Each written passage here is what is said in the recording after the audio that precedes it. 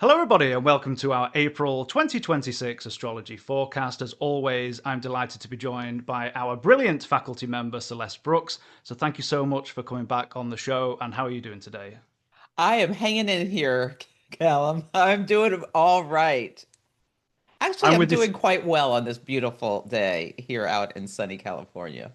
Wonderful. I'm glad to hear that. We're definitely in some volatile times. Before we begin, I just want to send out our heartfelt condolences to Lee Lehman's family and friends. We were heartbroken last week to hear about the news of Dr. Lee's passing. And of course, the astrology community has lost a giant in the field. So we're very sad about that news. Yes, I had the opportunity to take horary class with her, and she's brilliant. And I highly recommend her book, The Martial Art of Horary Astrology.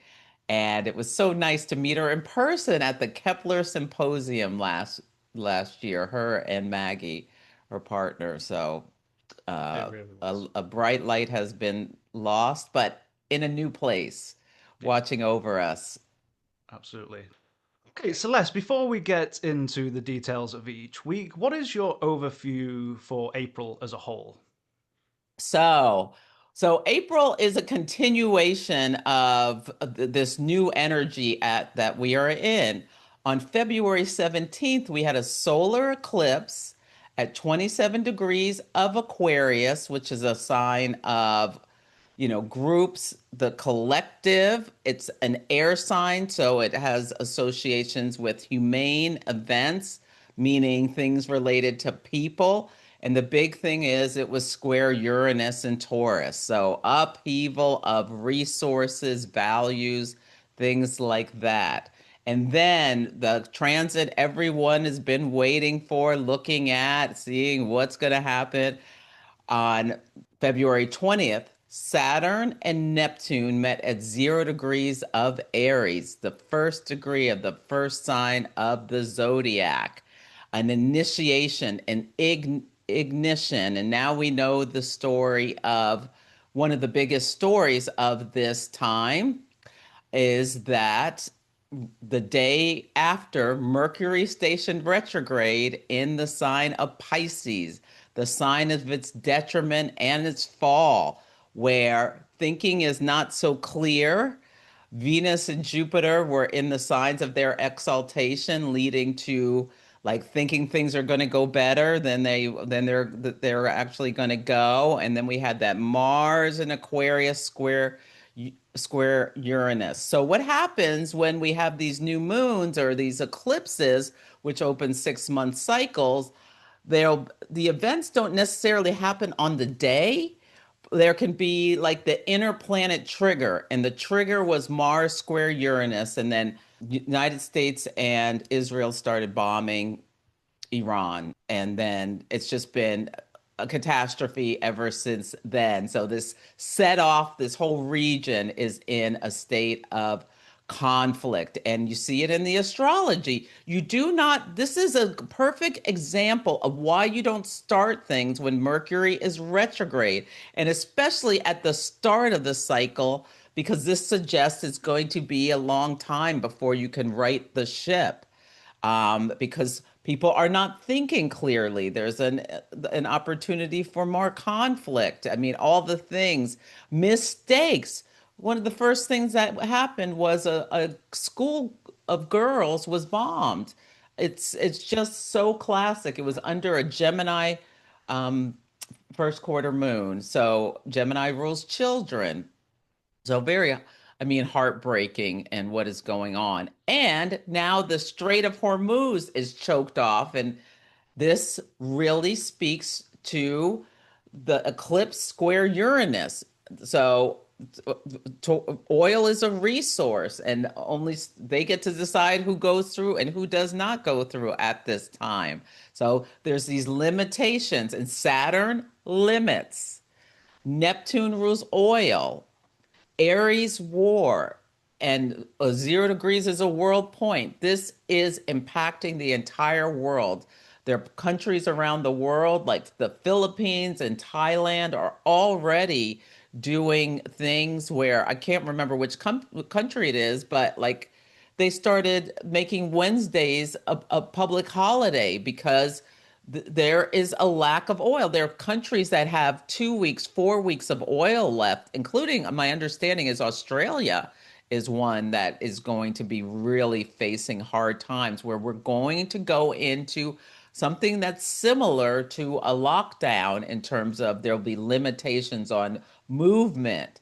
And at the Aries ingress, when the sun entered the sign of Aries, if you adjust it to the United States, but this is everywhere around the world, Mercury was stationing direct conjunct the North Node in Pisces. So literally, barely moving transportation Mercury and trade Mercury. And Pisces and the North Node is a magnification, and it's like rules groups. So we're like, the astrology is literal for what we're experiencing right now. And then we had a new moon in Pisces, and that at the 28th degree. And this is very important that these new moons at the almost to the end of the sign, we're getting to the crisis and decay. And Pisces rules oil, and it has to do with belief systems. And in the United States, this guy, Joe Kent, who's like really high up in the government, won down from Tulsi Gabbard in the counterintelligence field, and he's an was an official. He's a conscientious objector, which is such a new moon in Pisces. Then the sun goes into Aries, then Mercury stations direct, and he starts spilling secrets about the mechanisms of propaganda and how the telephone game works, where the orders come out from a foreign nation that filters through the news and the people who are supposed to like get that propaganda out there. He also talked about, and he said that Iran was not an imminent threat, and we know that it's not been. The Daily Show did a little retrospective about every time Bibi Netanyahu talked about they're 2 weeks away from a weapon. I mean, so we're seeing Saturn conjunct Neptune is like reality meets the propaganda. Like you see the truth, the bubble bursts. The illusion is set on fire. And yeah, and he said that the assassinations that his team was trying to look into of the Butler, Pennsylvania, where the current president now, there was an attempted assassination, and then Charlie Kirk, the right-wing podcaster and activist, was assassinated last year. That he and his team tried to look into these to get more details, to get to the bottom of it, and they were told by the FBI, you cannot do so. Now we are coming to a Aries season like nothing we've ever seen before in our lifetime, where there's such an intensity of Aries energy. And we've already seen the sun activate the Saturn and Neptune conjunction. And there's these themes of like, I mean, they're not going well with the war. They're not going well because yeah. And we haven't even gotten to what's next, but we're getting ready to talk about this full moon. But it's like Aries. It's a ignition. It's a start. There's newness to it. It rules conflict like war. It rules fire in the U.S. Nebraska and some other states are on fire. And then there's been all these meteors and fireballs that have been hitting. One hit Ohio, and the sonic boom had people thinking they were being attacked. One in Texas went into a lady's house.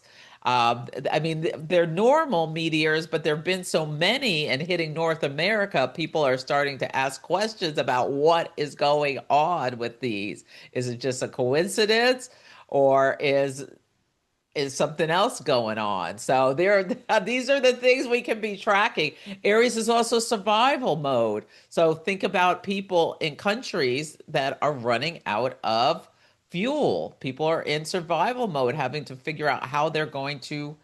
I mean, businesses are closing down already in India. because they don't have fuel. So this is where we are. The world is at a changing point. And this is a great book by Andre Barbeau, the French astrologer. Now, he thinks Saturn and Neptune and Aries can be, and with what's coming this summer, with this mini grand trine with Uranus, Pluto, and Neptune, can be an up leveling of humanity. So keep that in mind because it's right now it looks very scary, but we're going to get through this and we'll have the opportunity to come together in community and do things different.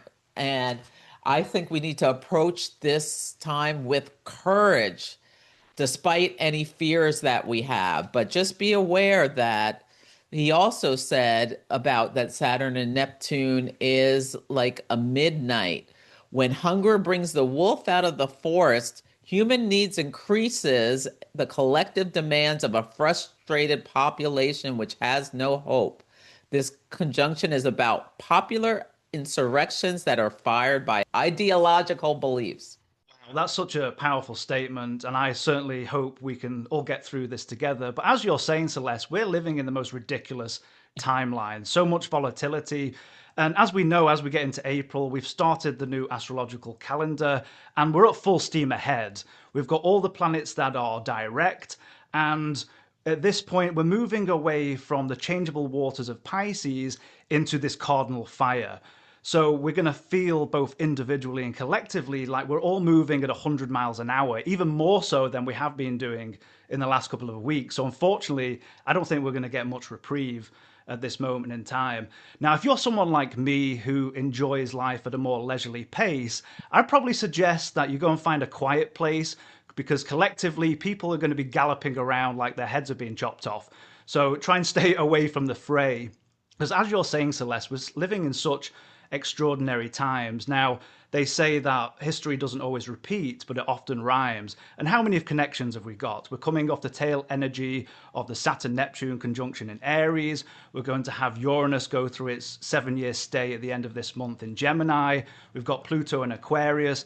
And as we've seen historically with these connections, we've seen the likes of the French and American revolutions with Pluto in Aquarius, Saturn-Neptune conjunctions. We've seen upheavals in societies like the Russian Revolution, the fall of the Berlin Wall, with Uranus in Gemini. The last time we had that was from 1941 to 1949. And of course, not a great time collectively in the Second World War. So I really like your point of hope of that, because right now it seems like doom and gloom.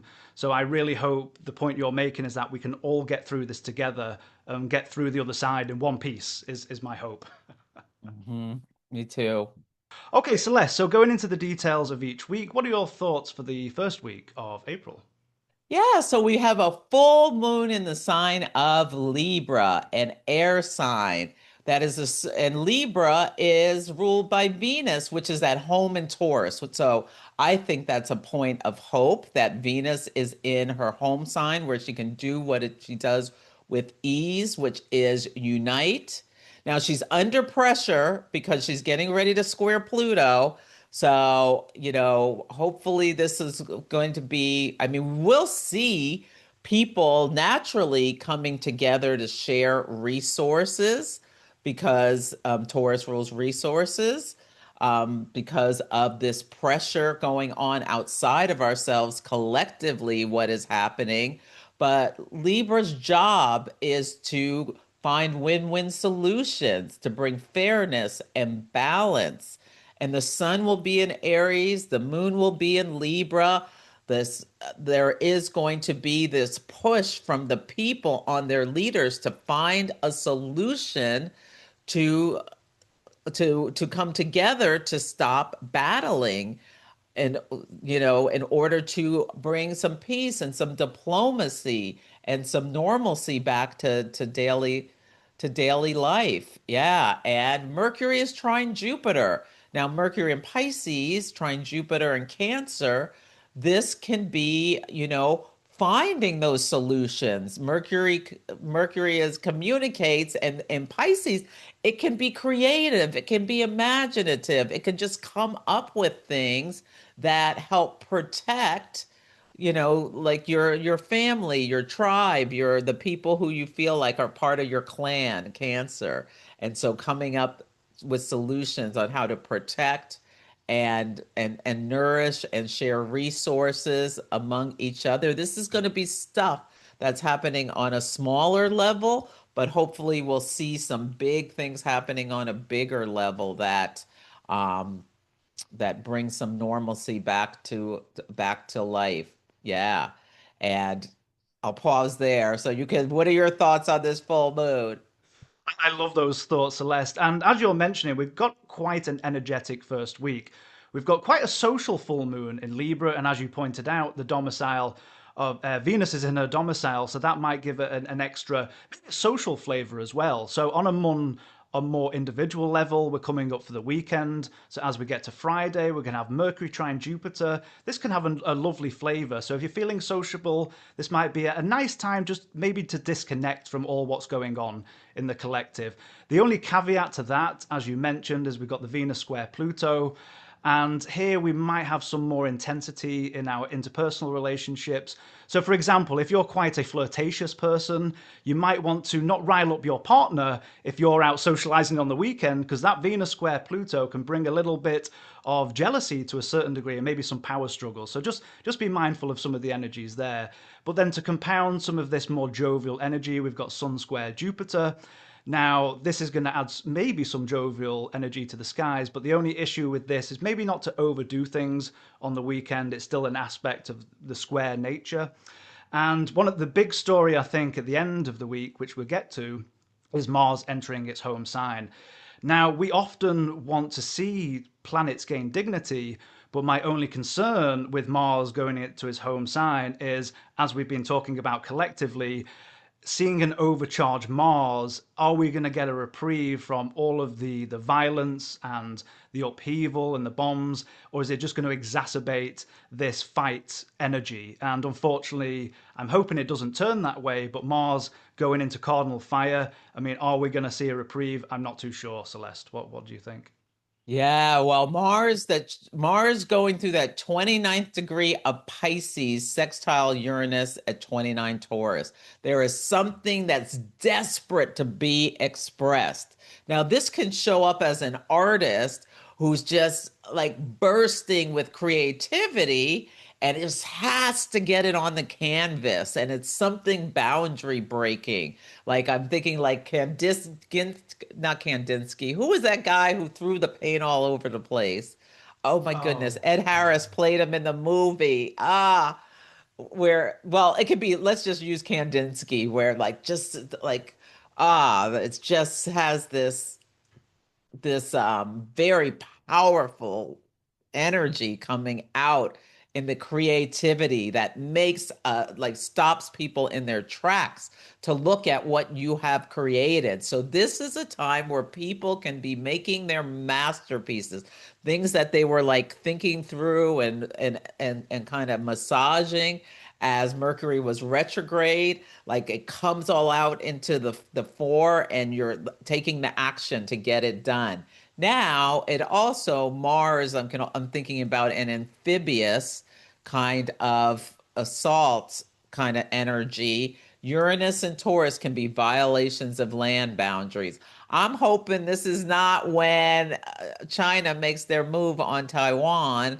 So this is something that we may be seeing coming, but we shall see.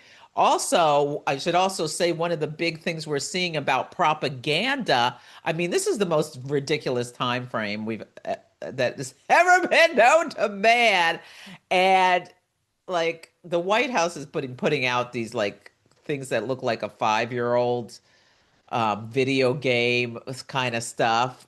And well, Iran has countered this with Lego movies that are cinematic. Yeah, they may be getting an Oscar for these little shorts, animated Oscar, because they have them the amount of detail. If you have not seen the Iran propaganda videos, I would recommend it. They are really multi-layered and have a lot of information in them. They're a couple with the president, and they really troll him. It's top tier trolling. And there's a song called Loser that is a banger that sounds like Too Short, and just like it tells the story of him taking this risk. The president has Jupiter trine Uranus. Sometimes his risks pay off, like grabbing Maduro gives you extra confidence, think you can go after a 5,000-year-old civilization, and it's not working out. So anyway, I'd recommend watching that. And the one that really got me too was there's like vengeance for all of us. There's one where they go through and they have like the Native Americans, and then the heroes, people of Hiroshima, people of Vietnam, a little girl standing on Epstein Island, and all these different layers. And they're talking about how they're this war is a vengeance for all of these people. So there may be, yeah, this is part of that Piscean, Mars and Pisces and Mercury and Pisces, the propaganda wars using images and technology with Pluto and Aquarius, the AI to to make these points is something that is something to be seen. And then last night, like the White House put out these weird videos, and who knows if it's propaganda or an accident. It's like they took them down. It's just like headache inducing or psyop. Who knows? But there may be some big finale around this sort of thing. It's really be careful getting in and out of the bathtub. Somebody's going to slip on a puddle with Mars and Pisces, getting out of the bathtub, fall and potentially break their ankle with the solar eclipse in Aquarius, which rules the ankles and the lower legs and things. But there's going to be something that in one of these propaganda videos, Iran has these like boats hidden in like some underground thing that are unmanned boats, like, and they're going to come out of there. I mean, we'll see if it happens. It's propaganda, so what's true, what's not true, who knows? It's all about the psychological stuff related to It's, it. it's really But quite interesting what you mentioned about the amphibious nature and militarism. You pointed out the Mars sextile Uranus at the critical degree, and at this moment in time, we're recording this video, I think, on the 26th of March. So it's going to be interesting with that Mars still in mutable water, whether we're recording this at a time where it hasn't happened yet. But I wonder if we're going to see this trying to overtake, is it Krog Island, or the island that has about 90% of Iran's oil, and holding that straight. So I wonder if there's going to be a military operation there. And it sounds like it'd be. So I wonder if this just ties in with all of this water, attack energy in boats, and all of this madness going on. Because, like you said, we are living in the most ridiculous timeline. I almost feel like we all fell into a collective coma during 2020. And I'm like, is this real life? I don't know where we are. it's so crazy. It does not feel real. It is so crazy. And one of the things I didn't mention about the Mars Neptune, I mean, the Saturn Neptune conjunction, it's really a holy war. Like both sides or feel like they are in a spiritual battle. There's been whistleblowers from the services who've been told that, who've been saying that their leaders in their chain of command are saying you have to. The president's been anointed by Jesus to bring on the apocalypse. It's just like, okay, I did not sign up for the apocalypse, but I put up a bunch of movies to watch for this time, and Apocalypse Now was one of them. This is our Vietnam is kind of what the energy, kind of the intuitive hit I've gotten Absolutely. around this. It's just the potential to be just a huge quagmire. And I think you're right that the 82nd Airborne has been sent over there. We do not have any images of all the damages to the bases that have been hit because the United States has, like I said, turned off the satellite or forbid satellite images from coming out of the region. That's coming. We'll see it, but Yeah, we haven't seen it yet. absolutely, absolutely ridiculous. What a time we're living in. Okay, so going into the second week of Oh, we April. didn't Oh, talk I'm sorry. about Mars entering Aries. Okay, sorry, go ahead. Yeah, so Mars comes home to Aries. The Emperor is ready to, the fighter is ready to do what it can do with ease, bringing that energy, drive, and conflict to battle. So after you've created this masterpiece, you're just ready to go. You're fired up. You're ready to go. But then you go to the next week. The first thing you come into is Neptune, which can be confusing. This is literally on April 12th, the fog of war. I really want people to be very mindful of their surroundings, trusting your intuition, especially, yeah, uh, just be aware that, you know, that there's risks around this. But yeah, so think about how you use that Aries energy. Aries can be ready, fire, aim. So take a beat and think about your strategy before you just go charging into something new. Like, this is not a great time to get an idea, hop up, and then just run off to put it in action. So keep that in mind. But when something beautiful is happening, like you may get an emotional, like, feel a spiritual, intuitive, creative force coming up through you. And then Venus in Taurus is sextile Jupiter in Cancer. I feel like this is someone saying, I'm going to make a difference in this world. I'm going to help people get through this time. And we are going to pool our resources to protect the people who are more who are less fortunate. This can be also be people going to the grocery stores and just pulling everything down off the shelves. I highly recommend you not wait till the last minute. I've been telling people to kind of stock up a little bit on water and food and water, food, and what's the other thing? Cash.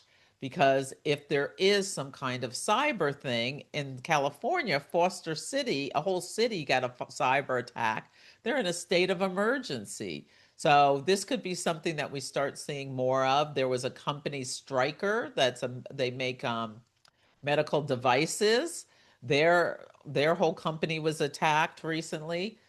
So be like, what can you do? I realize some people have, limited resources, but can you slowly start bringing, well, you need a little pep in your step if you haven't done anything yet, but bring some resources at least for 3 days in case you can't get out or yeah, systems go down. I've been kind of a little bit of prepping. I bought something that I can power up things if the by solar. Yeah. So think about that. I bought some a 25-pound bags that can last for 25 years, one with rice, one with beans. I have a little cook stove I can cook in my condo if I have to. So I just is something I've been preparing for this time. Yeah. But I think people will be coming together in community with that. And then we have Mercury sextile Uranus at the 29th degree. Mercury rules trade, communication, transportation. This can be like you get this insight on breaking boundaries, but it also could be, there's some upheaval in some kind of cyber stuff. So just be aware. And then, ooh, when Mercury goes into Aries, we've been attacked. Our communications have been attacked. Now, that Mercury sextile Uranus could be somebody so mad and they start saying stuff out of the side of their neck, and then it is a fight, big fight with Mercury goes into Aries. So keep that in mind. You don't want to. I'll pause there.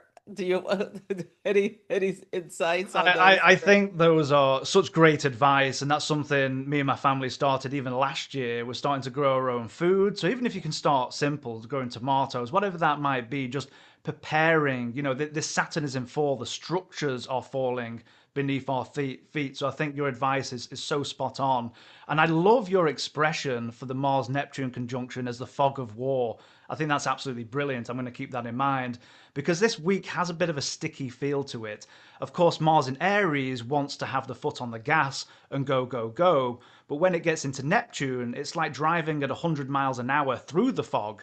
So, to your point before, I will reiterate your point in that if you've got any plans around this time, I'd probably wait a day or two for this energy to ease, because if you go off in a direction, it might not be clear where you're going. So certainly keep out for that. But I do love, I think the saving grace for this week is the Venus sextile Jupiter. Both of the benefics are dignified. We've got Venus in rulership, we've got Jupiter direct and exalted. So this might be another good day to disconnect for a day or two and just maybe indulge in some of life's pleasures, just to have a bit of escapism.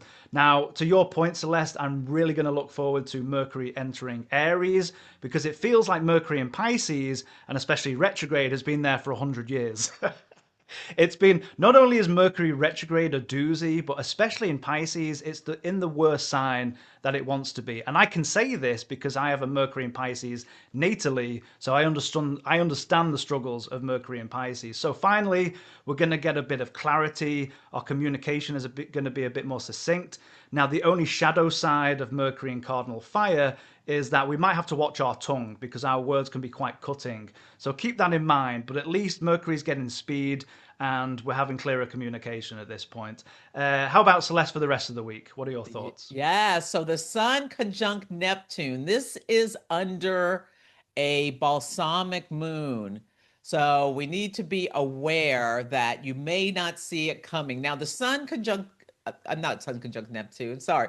The Sun Chiron. conjunct Chiron in We're still Aries. Mercury in Pisces. We're still at Mercury in Pisces. The Sun conjunct Chiron in Aries. So the Sun spotlights things and it focuses in on things. And with these outer entities, well, Chiron, if you call it an asteroid, you can call it a centaur, whatever. But when the Sun comes to it, it brings the wounded healer's energy into our conscious attention. And Aries rules sharp cutting objects. So there's going to be some spotlight on some kind of wounding. Now, personally, so when the wound is stimulated, it can give you the opportunity to heal something. So you may have a spotlight on your tender spots about, ooh, how you felt like anyway about the self, the I am, like not being good enough or things like that could be a little tweaked in you. And you can think about how far you've come since you were, because Chiron has to do with like our childhood, kind of those tender wounds that never quite heal, but we can use them to help others get through the same things that we have done. And then Mars in Aries is sextile Pluto in Aquarius. This can bring up to the surface like someone could say something to you with Mars and Aries and it like hurts your pride or like gets you in that really soft spot, and then you're ready to go to battle and like you're ready to really like take them off this plane of the earth with Mars sextile Pluto. That Pluto is like the higher octave of Mars. It's like the deeper energy, or you're ready to like these are days to be really mindful of your physical safety because it's a balsamic moon and you don't see them necessarily coming before the new moon in Aries, which is just bonkers with all of the Aries energy that is going on at this new moon, which something has just happened because the new moon is at 27 degrees of Aries, and the Sun met Chiron at 26 degrees. So we wake up. What are we looking at? That's of the nature of fiery wounding, with the Mars and Aries sextile Pluto and Aquarius. It may just be literally a fire, like something on fire. Hopefully not another fuel thing, but it could be. But Saturn, Mars, Mercury, and Neptune are all also in Aries. So that's five planets, no, six planets plus Chiron in Aries. I mean, this is like a conflagration that of things proportions we've not seen before. So, what are we looking at with this? And then we've got Mercury sextile Pluto, like the conversations, the mental awareness about something that has affected a huge group of people, um, that's of a nature where they're in survival mode. They're dealing with conflict or violence. They're dealing with fire. I mean, it could be just like a big fireball. Who knows with what's coming? It's just so intense. Absolutely. I think the bottom line here is to everybody strap your seatbelts in, but at least with astrology, we get a heads up of possible turbulence coming up at this point. Yes, it's like it's just a good time to remember this is a time for courage. We can do it. We can face this time. We can do it, but it's not, I don't see any point in sugarcoating it. We know what Aries rules. We know what's coming. It's intense. And it's yang energy, pushing the energy out. Can you act as a leader? This can be an Aries, you Mm. know, archetype to use your voice to fight the power, not fight each other. I think is something that we should also think about as well, because the powers that be would just love seeing the people scramble over resources rather than look up and about what are you doing. So you can keep that in mind. I love that, Celeste. Fight the power, not each other, and show a bit of bravery. This is the time to do it, and we can't sugarcoat it, as you mentioned. Yeah. Absolutely. Wonderful point. Okay, I'm not a fan of commercials, so this will be very brief, I do promise. But Celeste and myself do have classes coming up this semester. So Celeste, you've got your popular transits coming up. Do you want to say a few words? Yeah, so my transits class starts April 4th. It's on Saturdays, 11 a.m. to 1 p.m. Pacific time. There was a mistake on the during Mercury retrograde on the thing. It's actually 11 a.m. It was said 5 p.m. or something like that. So, yeah, so I put it at a time where Europe can join. It's 5 weeks. You're going to learn everything about transits, perfections, eclipses. I shouldn't say everything. You're going to learn about these things, retrograde cycles. And by the end, you're going to put together a year forecast. So you've got to, it's an intermediate class. You got to know how to read a natal chart before joining, because we're going to hit the ground running to help get you what you need to know about transits. I love that, and our students absolutely love Celeste. And there's not many spots left, so I do suggest signing up as soon as possible. And then for myself and our president Donna Young, we have our Fundamentals One. We, as the classes become more popular, we have a Sunday and a Monday class. The Sunday class begins April 5th. This is a 10-week course, and all of our classes are live, and you can watch the recordings if you can't make it live. And with all the assignments that you do through the course, we give you one-to-one feedback, and we do a lot of labs looking at charts. So if you want to sign up for the transits and the 101, whichever is going to work for you, I'm going to put the links below the video in the descriptions. Wonderful. Okay, zooming on in this cardinal fire energy into week 3. Celeste, what's going on? What's your thoughts? This Mars conjunct Saturn is going to be something. Look at your chart. Where do you have 7 Aries?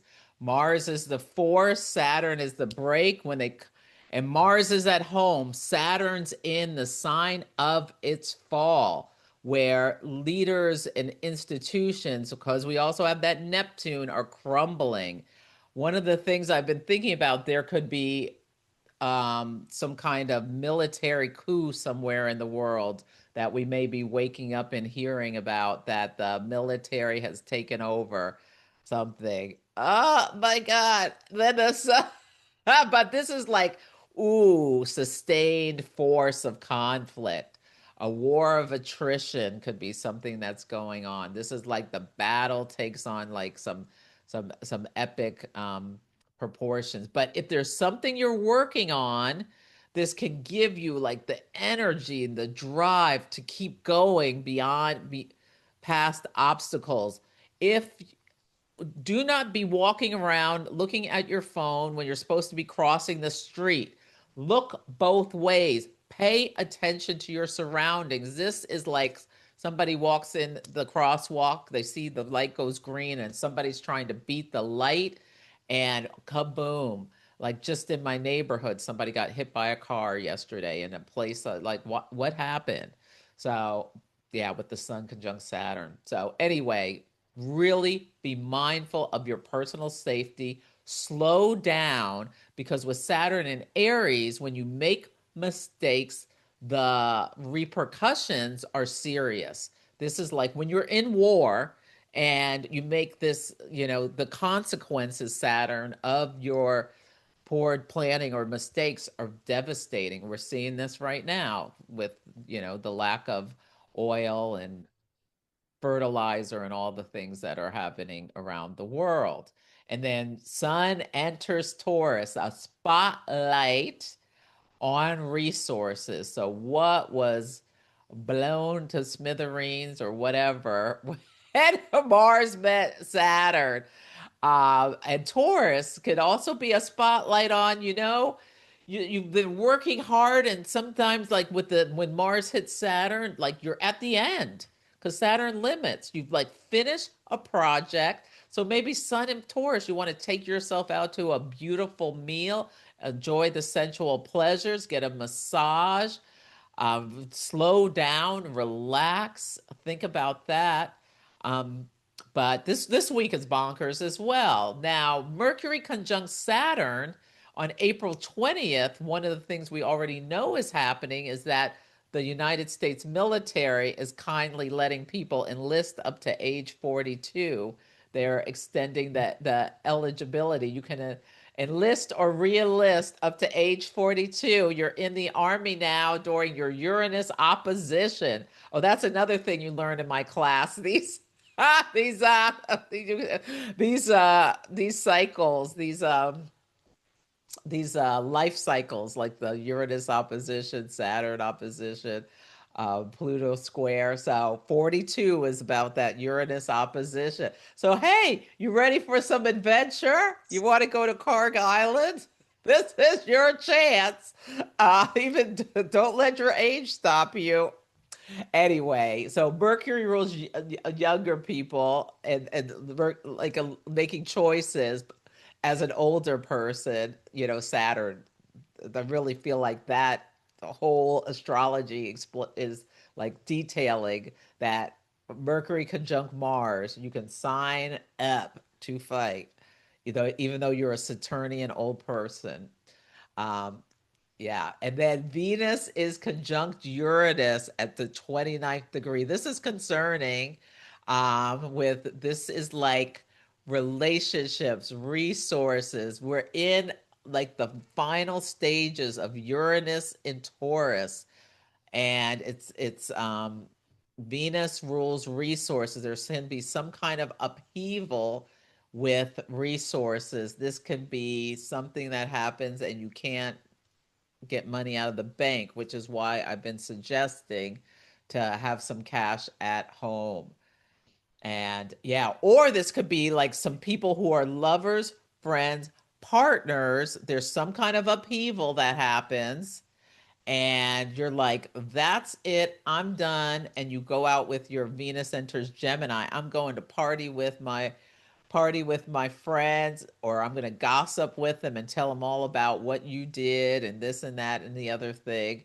So this can be like all this fighting energy can lead to ruptures of what was formerly a stable relationship, but it's like at the end of the road, and it didn't come out of nowhere. Don't lie to yourself. There's been problems that have been percolating for a while, and you just have to deal with it when the sun in Taurus squares Pluto in Aquarius. And if you've been like really jealous or possessive, if this is one of your issues, I really suggest you start working on it now, because if you don't, it is going to blow up in your face with this energy. This could be like the wealthy, the guillotine, figuratively, most likely, rolling out on the stage. Uranus at 29 Taurus. Step right on up, billionaire, and meet you hoarding person. We've had it. Absolutely. If they try and sign me up, Celeste, I'm just going to tell them I have bone spurs. So that'll be Yes, that'll be the end of exactly. that. Exactly. How dare people who have never served. And it's like wild what we're seeing. These old fogies talking about, like, just so ready to just send these young people and middle-aged people off to war. And I think they're going to stand up. Like, military coup is one thing, but there's also, with this like conscious objector energy, like they're just going to say we're not going to fight. And supposedly there's this big ship, the Gerald Ford, and there's been fires on it. There's the toilets have been blocked up, and there's, like, is it sabotage? Is this mutiny on the Bounty? Is what's going on? Because people are waking up. Do you want to die for someone who, this whole class of people who are doing horrible things to children? Is this who you're going to lay your life on the line for? Do you want to die for the Epstein class? And the answer is a very strong no, absolutely. Hmm. But to your point, this is probably my least favorite week of the month. As we've mentioned, we've got the Mars conjunct Saturn. Now, I like what you talked about because that Mars is raring to go in Aries, and that's the foot on the gas. And as it hits Saturn, it's the foot on the brake. However, in this relationship, Mars has the power here. Mars is in its domicile, Saturn, as you mentioned, is in its fall. So even though we might slow down a little bit, we're not going to come to a complete stop. Now, what I do like here, though, is the Sun entering Taurus. I just feel like getting another planet into Earth is going to help ground us a little bit more, and we're going to need it with all of this cardinal fire energy. So, for all of you heavy Earth people out there, whether you've got a lot of Virgo, Taurus, especially Capricorn, if you're thinking to yourself this month, what the hell is going on? I do like another planet moving into an Earth sign just to give us that bit of grounding. However, when we get to the work week on April 20th, as you've mentioned, Celeste, we've got Mercury conjunct Saturn. Now, with Mercury in Aries, we might get pulled up by co-workers or bosses. If we said something that's a bit out of line, we're going to maybe have an authority figure that says, not so much. However, this is not likely to go well because straight away that Mercury hits the Mars and then it can escalate and then arguments can ensue. So that could be you saying something and getting pulled up, or you could be the boss and the person trying to tell someone else. But with these connections, it's unlikely you're going to get to a diplomatic resolution with just all of this heavy energy in the skies. Yet Venus conjunct Uranus at the critical degree. On this positive side, you can bring up some excitement in your relationships, but if you like stable relationships, this might be quite upsetting. And then closely, it's going to now move into mutable air in Gemini. And not to be too superficial about this, but this is a Venus that needs a bit more freedom. We're in an air sign. It's a bit more social. It says it's a Venus that in general doesn't want to be tied down. And not that this Venus in Gemini has no depth. Of course, many people with Venus in Gemini have the depth, but this has a little bit more of, okay, let's go and do something out and fun together, as opposed to sitting around the hearth and the fire and having a nice meal like you might do with a Venus in Taurus. And then, of course, we've got the Sun square Pluto. Keep an eye out for those leaders around the world. If there's any upheavals, maybe health concerns, we'll have to keep an eye out for these couple of days. And to Celeste's point, all of these things don't always happen on the day. With transits, as we know, we've got the applying aspect, we've got the conjunction and the separating, and things can happen all around those different times at that point. Absolutely. Yes. And oh, I forgot to mention, maybe when Mars comes to Saturn, or it might be when the sun meets Chiron, we may start seeing the destruction in the Middle East of the US bases. I mean, we've seen some things coming Mm. through about, Iran was firing off on all these different countries over there.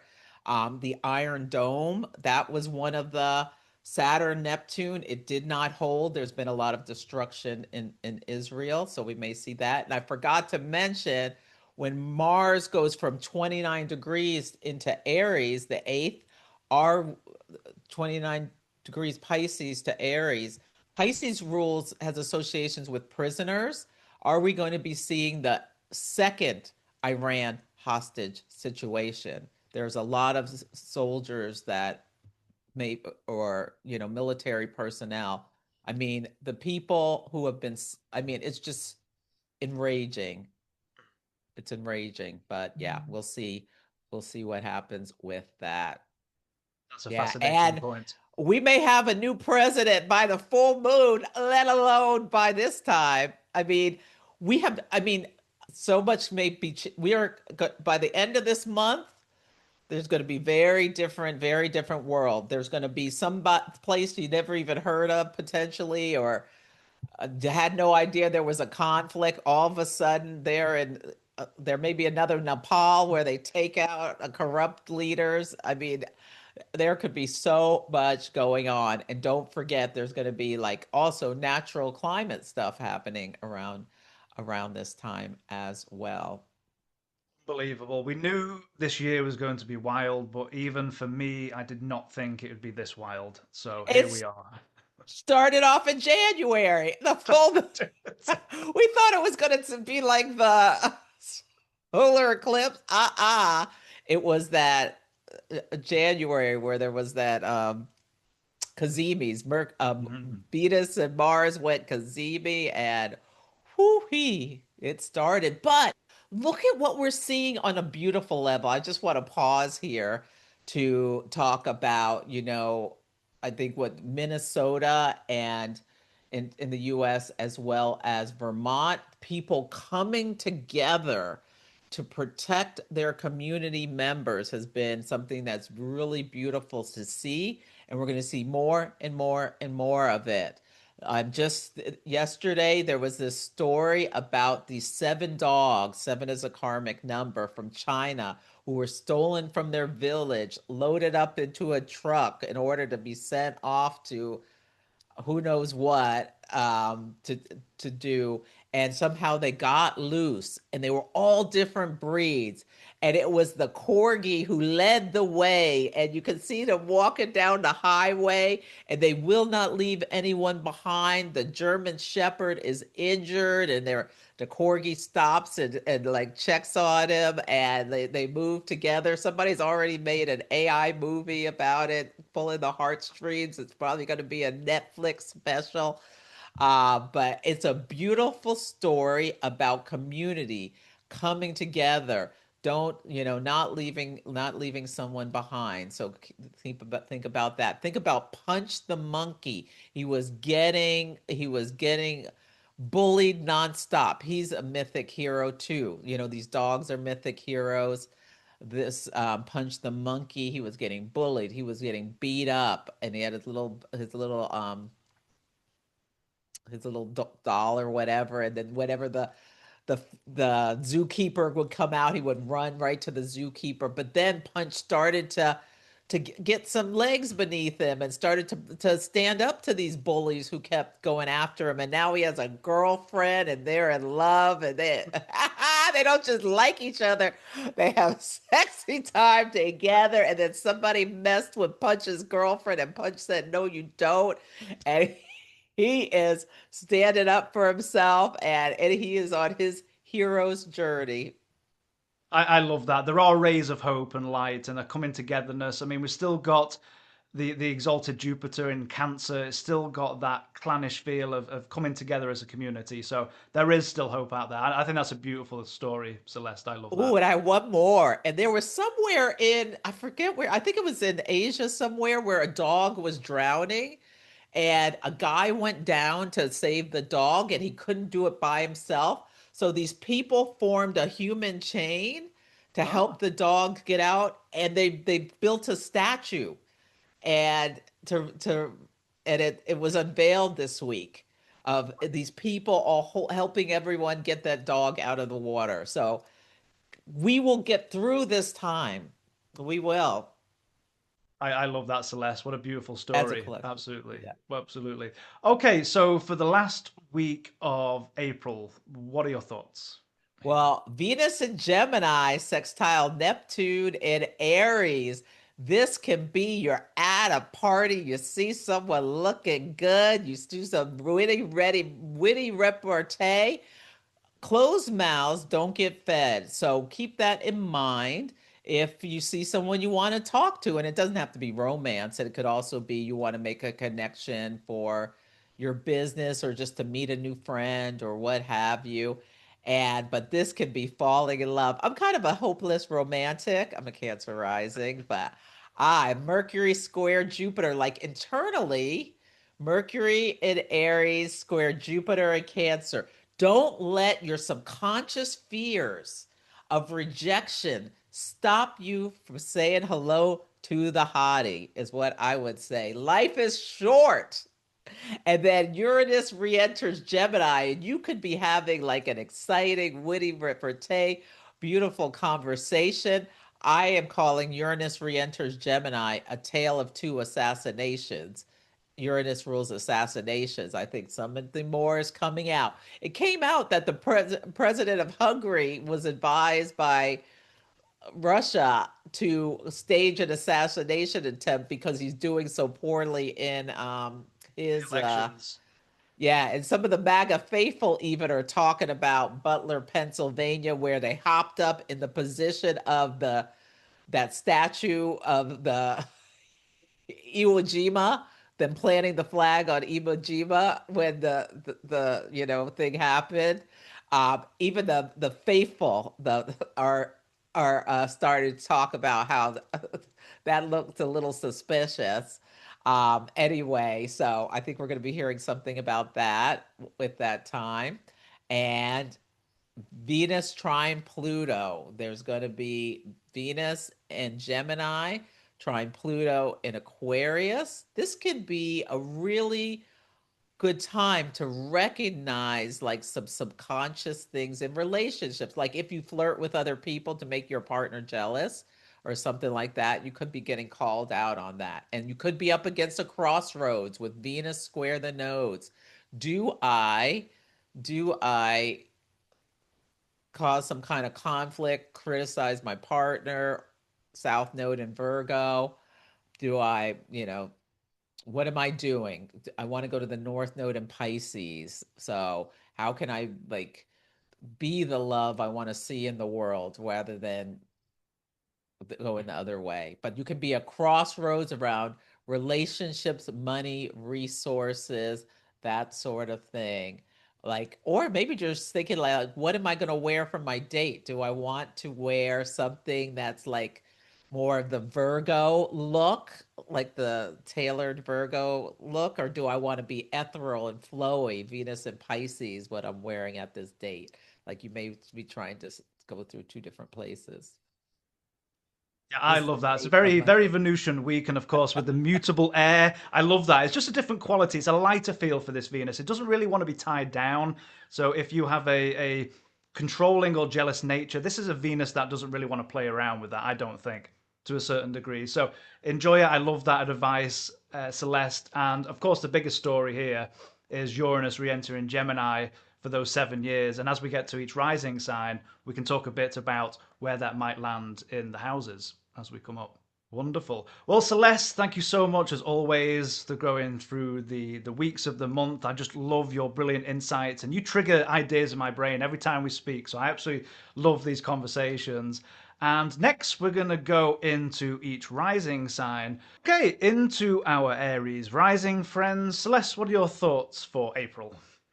Yeah, so for Aries rising, this is your season where the sun is lighting up your first house. This is a great opportunity to think about, also Saturn and Neptune and Aries can be making your dreams come true. What are you willing to put the Saturnian effort in to create and pass boundaries that you didn't think were possible? Can you connect with the pioneer archetype of Aries? There may be some reinvention you're doing with Uranus getting ready to go into Gemini. And once it goes into Gemini, it's going to be in your third house of the mind. What brilliant ideas are coming to you about how you're going to communicate differently, how you're awakened to new thought processes and ways to talk and connect. And yeah, taking care of your physical body is really important for you, especially with Saturn coming to your ascendant. This could be a time where you can put energy and effort into bodybuilding or whatever you're doing with that. And let's see, what else would I say? The full moon. The sun is shining on your first house, the moon is in your seventh house. There can be themes around relationships, literally. There's, if you're in a partnership, how can you both get your needs met? You may have a spotlight on how you take action to get what you want in this relationship versus, how collaboration is coming. And you may really, this could really be a time that really tests you to really do some serious looking at yourself and soul searching, because with all that energy on your first house, when that new moon happens where everything's at Aries, like, I want you to really awaken with that Venus square Pluto, about like see yourself as you really are in connection with others rather than how you want to be, how you like imagine yourself to really be, I think is something to think about. And if you're single, you can transform your life through friends, groups, organizations. Maybe you'll get involved to make the world a better place. And in the meantime, meet some new boo. I love that, Celeste. And I think we talked at the beginning of this video about full steam ahead this month. And I think out of all the rising signs for you, Aries Rising, this is you do you energy. We've got so much going, like Celeste pointed out, this is your season. We've got so much going on coming through your first house. So it's about the self, you do you energy. Not only that, as we get deeper into the month, we're going to have your chart ruler move through the first house. So you may get this rush of energy that comes out of the blue and you raring to go. The only caution I would say here is that watch out for that Mars when it comes near your ascendant degree.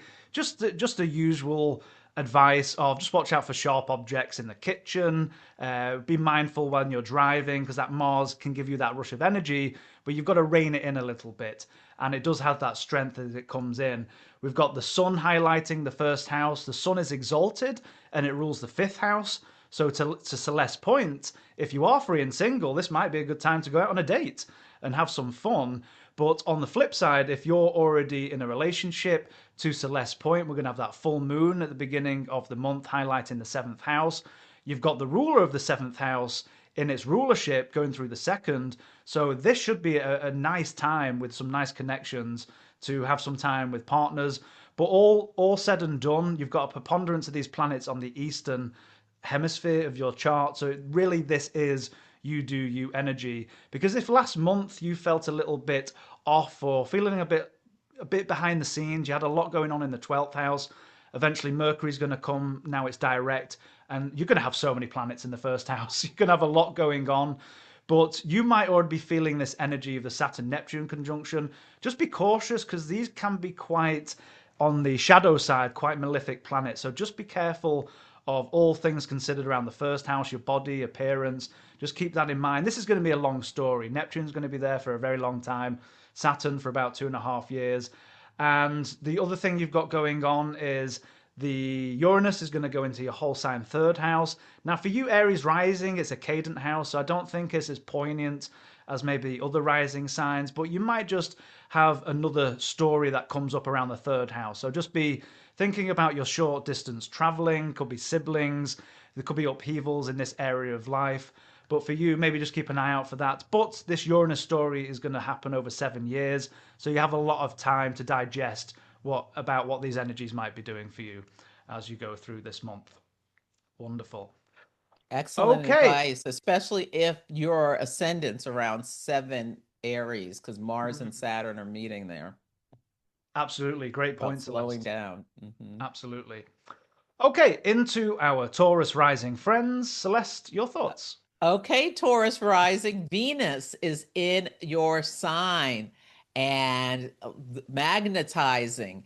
Can you be your Taurus self? What do you want to draw to yourself? What magic do you want to make happen? with, especially with like that Mars and Mercury sextile Uranus. You can think about breaking through, especially if you're some kind of artist or thing like that. Yeah. Great time. I'm just getting that this is a really great time to be planting your garden, and because then the seeds, what the harvest you're going to reap, and it can be a literal or a figurative garden, can be really something magical. Now the full moon is going to be in your sixth house of health, things, specifically things that go wrong with your health, and it's in Libra. Do you need to think about how much sugar you're intaking? Libra rules the kidneys, so think about that. Um, think about your getting enough exercise. Yeah, you could go to my website, astrologybyceleste.com. I'm doing a challenge around getting moving plus the astrology in April. Yes, I am. So it's called Cosmic Fire Up. And for Taurus, fired it up. That all that Aries energy is in your 12th house. So you may get some, it's spotlighting themes of like maybe you want to do some kind of retreat where you're getting some workout going, getting moving, but also self-undoing. Are you too sedentary? Get moving in some way, whether you're just in your house. There's this guy on Instagram who's like, dance with me for a minute. And every time he comes on, I hop up and do a dance with him. I'm a Taurus sun, so, anyway. So think about that. Jupiter is in your third house. How are you feeling connected, and um, who are you communicating with? Are you, if you have siblings, cousins, neighbors, can you bring, like, come together and think about how you can make the world or your relationship a better place, being supportive of each other with Jupiter in the third house. Yes. And are you making, or you may have already made some big changes around your work with Pluto at the top of your chart. So, yeah, so you can think about that. What are you transforming? What do you want to do? Do you need a side hustle? You can magnetize it to you potentially, put out feelers, and people will want to be happy to help you potentially with Venus in your first house. And just be really aware about how these worldwide events are stirring up your feelings of internal fear. Maybe journal about it, because Taurus desires safety, security, things being practical and stable. And we are in a time of chaos that's crazy, crazy chaos. So think about that. I love that, Celeste. That's such wonderful advice because for a fixed sign, especially fixed Earth, it does need that grounding, that solid floor to work on and to walk on. And with all this fire in the sky, just to Celeste's point, if you can practice some of that self-care, whether that's journaling or getting your feet on the ground and smelling the roses, kind of feel this is really going to help you maybe navigate some of these troubling times. But what I do love for you, Taurus Rising, is we've got your chart ruler out of its detriment in the 12th house, and now we're rolling through your first house. So this is a great time to think about yourself. You know, if you're feeling a bit hepped up with world events or what's going on in your personal life, this might be, especially when it comes near your ascendant. This is Venus is going to take a couple of weeks before it gets into Gemini, but when it gets around your ascendant, maybe think about, if you have the means to, go for a spa day or treat yourself in some way. You know, a beautifully domicile Venus, your chart ruler. This is going to be a nice time to do something to treat yourself, and it rules the sixth house. So even to Celeste's point, that we do have a heavy 12th house axis, especially with the full moons going on and all of the stuff in Aries. So do be mindful of health and routines. But I think with that Venus ruling the sixth, that might be helpful to plan and to put all those pieces together. And I think it's not quite your season yet. So this might be a time, we've got the sun transiting through your 12th house. To Celeste's point, if you can do something beautifying in a retreat, this might be a great time to relax, go behind the scenes, things of that nature. Because I think the only shadow side of some of these planets going through your whole sign 12th house, especially with the Saturn Neptune, is that just be mindful of anyone, not only self undoing, but anyone maybe in work who are maybe trying to pull the wool over your eyes or trying to, chat behind your back. We've got Saturn in its full ruling the 10th house of career. So be mindful of anyone trying to sabotage what you're trying to do in life. I think that's something to keep an eye out for. But other than that, I think I love Celeste's point. Yeah, Jupiter exalted, direct in the third house now. This can manifest in many different ways. You might be spending more times with siblings or having more journeys in your local environment. The only time it might be annoying is if you might just get a flood of emails that you need to go through if you've got a lot of work stuff going on. So that might just be a sense of annoyance. But we do have the nodes. We have the North Node in the 11th house. We've still got Mars and Mercury there for a little bit of time at the beginning of April. So if you've got any community events, it might be nice to get around like-minded people. I know we've got the No Kings protest coming up. Is that's going to be before though? Is that going That's to be before before? yeah, Oh, it is that's before. Okay. So if there's any more coming up, maybe that's something to think about as well as we go through. Wonderful. yeah, Oh, and Uranus going into your second house, you may get ah. great ideas about bringing in some extra income, but be prepared for some change in resources. I know I've got a big tax bill coming. Me too. That is true. Yeah, thank you, Celeste. I forgot to mention. Yep, Uranus. That's going to be a 7 year long stay in the second house. So this might not happen straight away, but over the years, it can be positive. The thing with Uranus, I know it's a cliche now, but you can expect the unexpected with Uranus. So this is going to be in the realms of finances. So as long as you're on sure footing, it might help. But especially with Pluto going through the 10th house as well, and Saturn in its fall going through the 12th, you might find the area of career, work, finances, they might be things you need to keep an eye on for the next couple of years, I would say, at this point. Wonderful. Okay, into our Gemini rising friends. Celeste, your thoughts? So Gemini rising, this is a big time for you. I mean, you got a taste of it last year when from July through I think it was November, Uranus was in Gemini, but now Uranus is going into Gemini through for the next 7 years, and it's going to be coming to your ascendant, which is a big, big, big life transit where you may be awakened to how you want to do things differently, communicating differently, who you are now versus who you are in the past. Are you ready to step up into your role as a Gemini rising and bringing and translating the wisdom from the heavens down from our to our mere mortals on earth? Great time to think about how you use this Gemini energy when you talk. Are you someone who delivers impactful information, or are you someone who just, and I'm thinking about like a Hiero Gemini rising, Colin Bedell, the astrologer, ooh, chef's kiss on how he delivers, he's a Gemini sun, but anyway, how he delivers information, or are you someone who just blah, blah, blah, blah, blah, just talkity, talkity, talkity, and don't say anything because you like to hear the sound of your voice? So it keeps you company. So really, this is a great time to think about that. Maybe you want to join Kepler's Toastmasters. That could be a way that you could take your astrology career to the next level by learning tools and challenging yourself to speak with impact rather than just talkity talk. And Mars and all of this energy in your 11th house of Aries, like Toastmasters is an 11th house type group.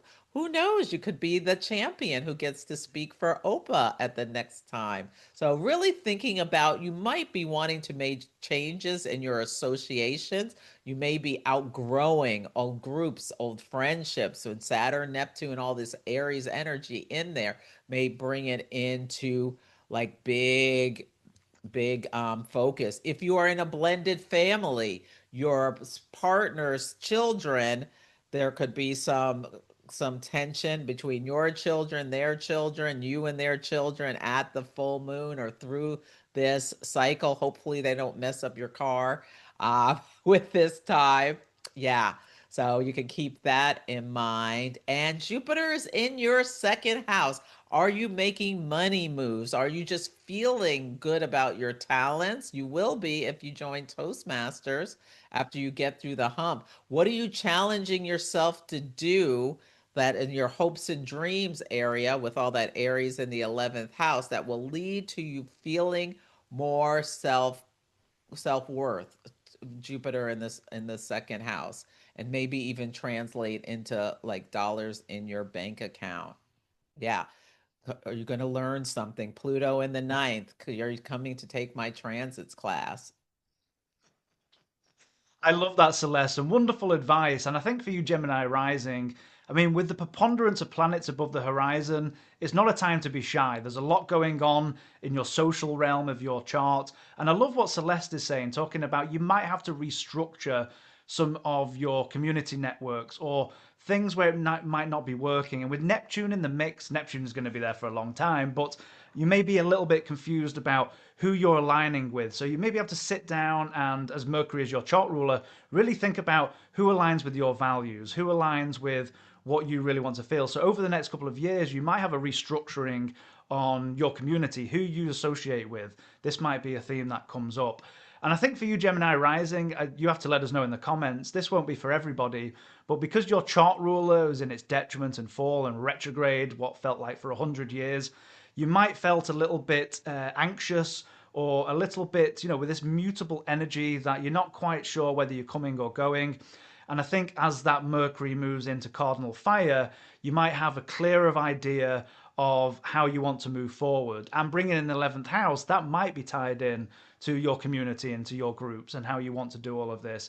And I really love Celeste's point about this exalted Jupiter that's now direct in your second house can manifest in many different ways. It could bring some fortunate news or just ways to expand your income, things of this nature. But again, to Celeste's point, your value structure, all of these key words are going to come into mind. We've got the full moon in the whole sign fifth house, so this might be a time where my wife's a Gemini rising, and we're taking our son to soccer all the time. So this might be a time where you spend a lot of time with children on the weekends, wherever that might be. And I think what might be interesting here is that we're going to have Uranus come into your whole sign first house for the 7 year long stay.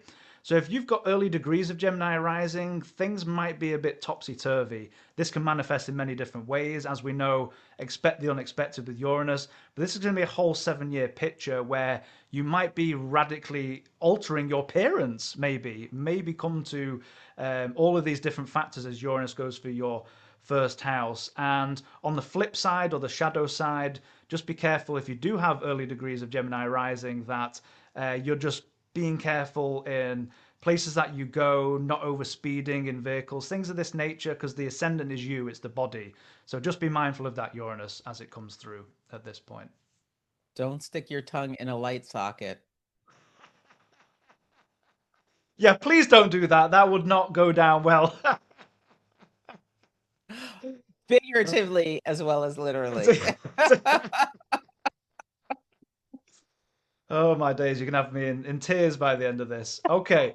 Into our Cancer rising friends. Celeste, your thoughts? Well, this is me. I am a Cancer rising, and I hope you are taking advantage of Jupiter in your first house. This is a time where you could just be getting kudos galore about how you show up and in this world, and especially around your work. If you have been really putting energy, drive, and focus into your career, now that it's Saturn and Neptune are on their way through your 10th house, this can be your hard work is really paying off, whether it's even if it's not financial yet, it will be likely as Jupiter goes through your second house. That's coming when it goes into Leo, June 29th, 30th.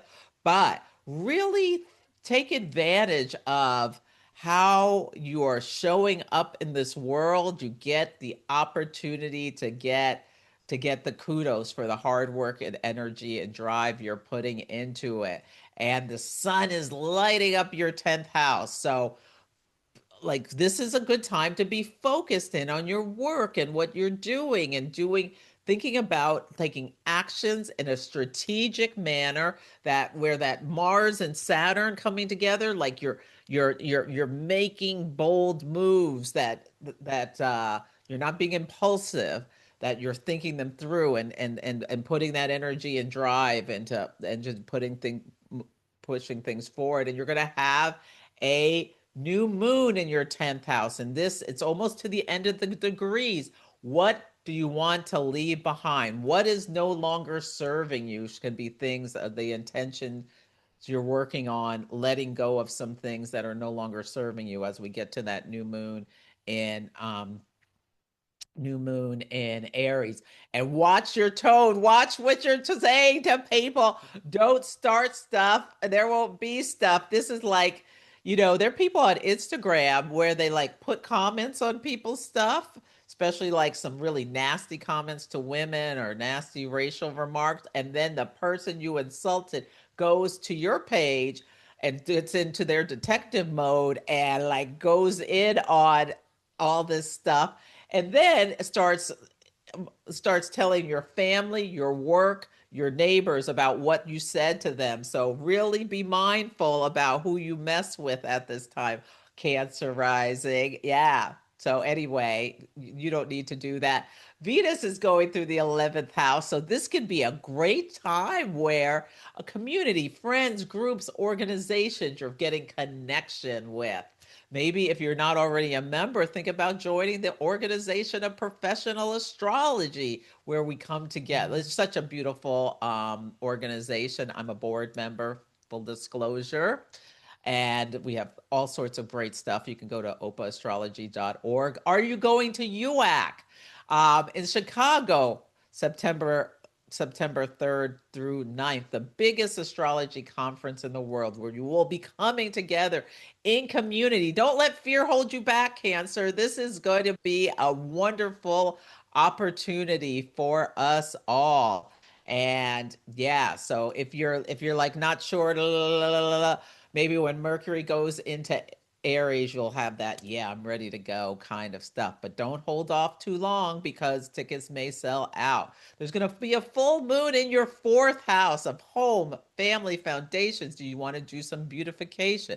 Is there a better way you can speak to the people that you live with in order in order to in order to have more harmony and balance, your parents, your, whatever, there could be themes coming up. I'm getting that maybe if you have a dog, it's really a good time to put some energy into training them well so that you don't have any problems out in public, training them at home so they don't jump on people when they walk through your door, when you have your party with your friends coming over.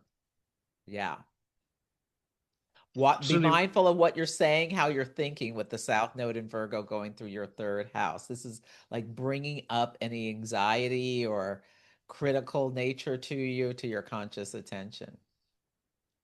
wonderful advice, Celeste. And I was telling Celeste off the record, not only is Celeste always brilliant, but I said she's especially brilliant today. And she's like, Cancer Rising, Exalted Jupiter, first house, Exalted Sun in the 10th. I love it. But I think for you, again, Cancer Rising, if you look at the preponderance of planets and where they're located, we're above the horizon. This is not a time to be shy. This is a time to be out there, speaking your truth, telling people how you think.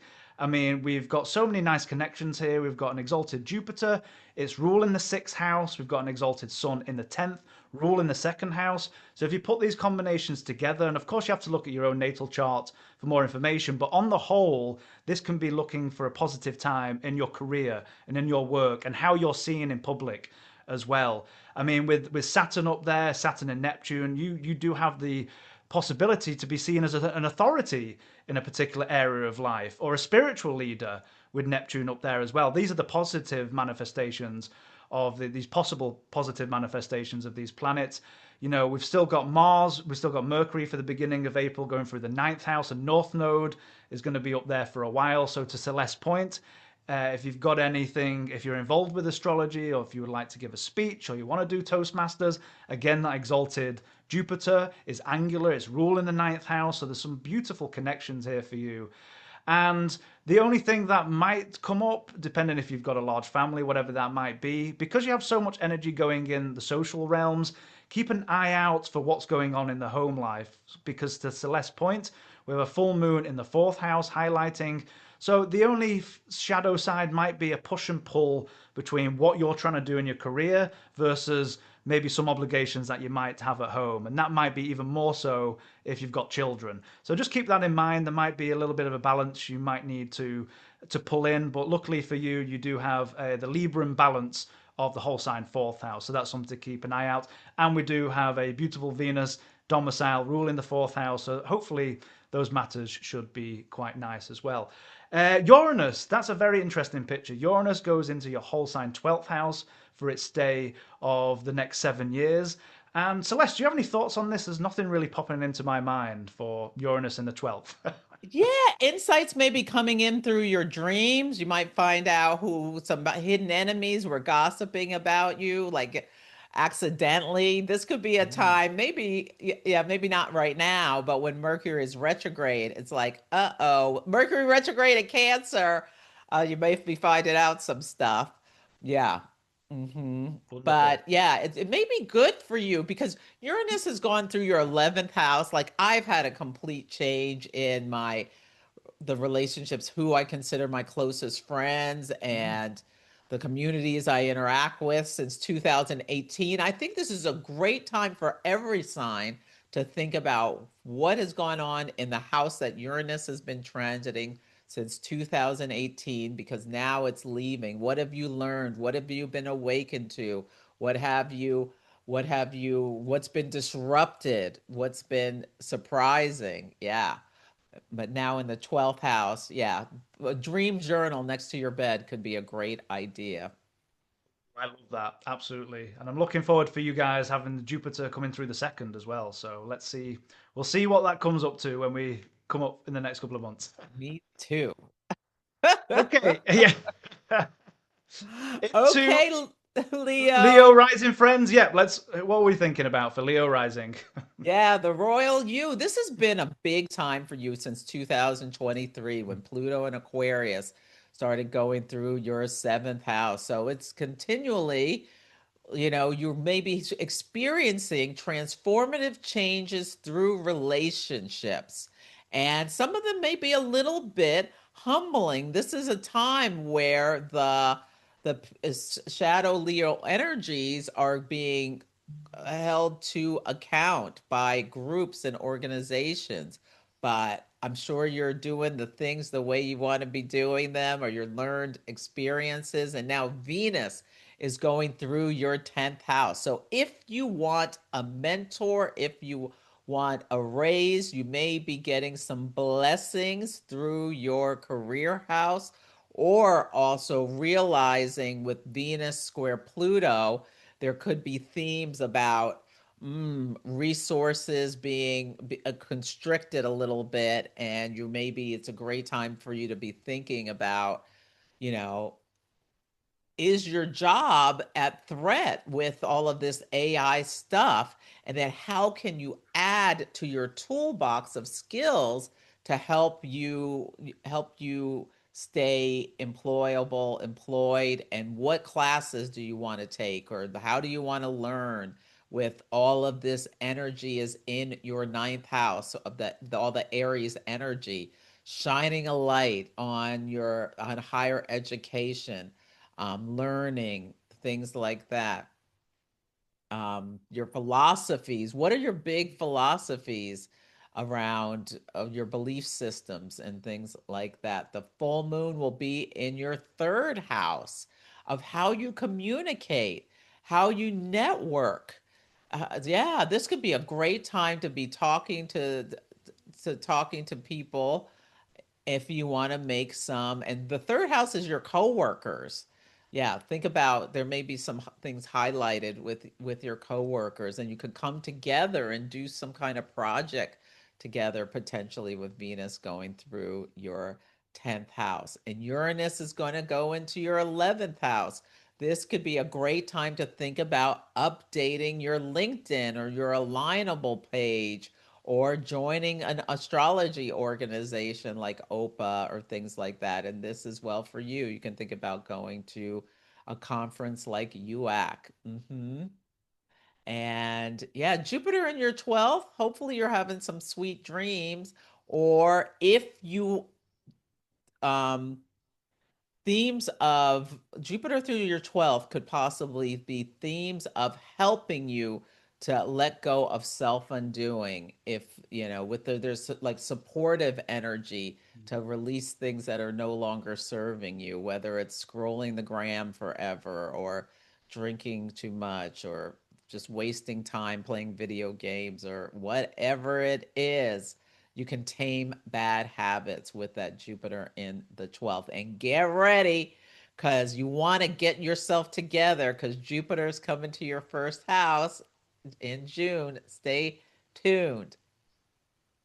Wonderful advice, Celeste. And what I love for Leo risings now is if some of you, depending on what's going on with your charts, if some of you have been going through quite turbulent times, I feel like for Leo risings on the whole, that the clouds are going to start moving to the side and the sun is going to start shining through. We have your chart ruler at this point exalted, going through the ninth house, making a nice connection with the first house, depending on what your ascendant degree is. To Celeste's point, I really love Celeste's point of letting go of unhealthy habits. Jupiter hopefully trying to clear out some of that self undoing and preparing yourself to Celeste's point. Because when that Jupiter comes into your first house, you might have this rush of energy and abundance.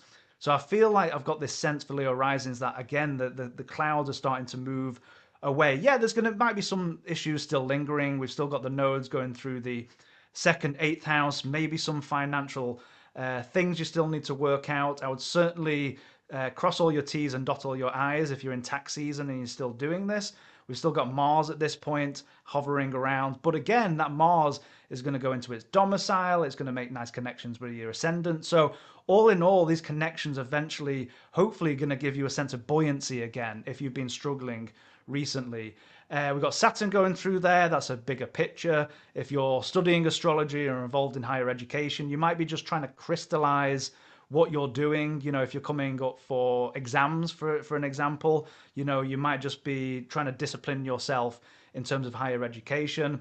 But I do like this Venus, even though it's only going to be a couple of weeks. We've got Venus angular in your 10th house for a couple of weeks. This is a great time to ask for a raise. If there's something going on, go and ask that boss, say, hey, can I have a raise? And with that Venus going over, if you've got your midheaven up there as well, certainly go and ask for that raise. But I think what's interesting about this Uranus picture is that when it goes into your whole sign 11th house, you're done with the 10th house.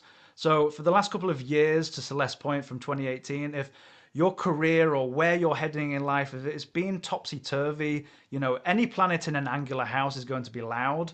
But if things have been a bit of an upheaval, you're not quite sure what you want to do, there's been, chops and changes, you might be now thinking, this is what I want to do and this is how I want to do it.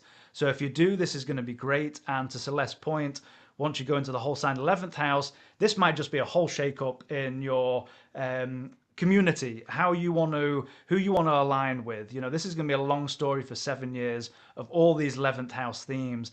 And again, you've got a preponderance of planets above the horizon. So this is not a time to be shy. This is a time to shine, do your Leo rising thing, and be the best who you want to be as you go through. But I'm liking it for you, Leo rising, at this moment in time. Wonderful. Okay, into our Virgo rising friends. Celeste, your thoughts? Yeah, so Virgo rising, this full moon is across your second.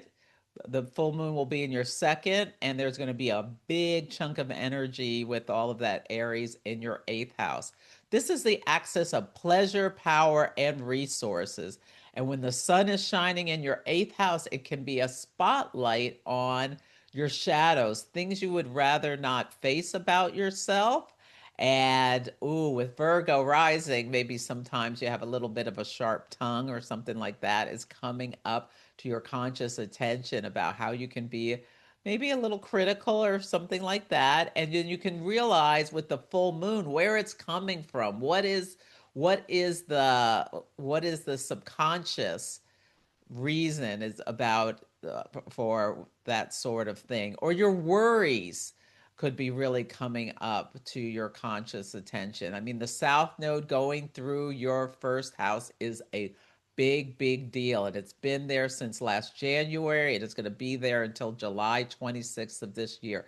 This is a beautiful time where, like, it turns all your stuff inside out. Hopefully, you're sharing all of the wonderful things about you with the world, your ability to bring order to chaos, organize, systematize, and what not with things. And there's a lack of order. So, how are you dealing with this lack of order in the world? You can really face this stuff with all this eighth house and maybe think about how you can gather your courage to keep moving forward despite or manage any kind of anxiety or obsessiveness that's coming up around what's going on.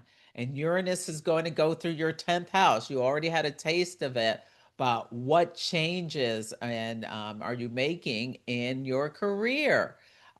Is there something you've always wanted to do? Are you going to have the courage to make it happen or take steps towards it? I feel like is something that can you can be thinking about. You take one steps towards the gods and they take 10 steps towards you, I think is a quote, something like that. And Jupiter's in your house of hopes and dreams, your 11th house, groups and associations.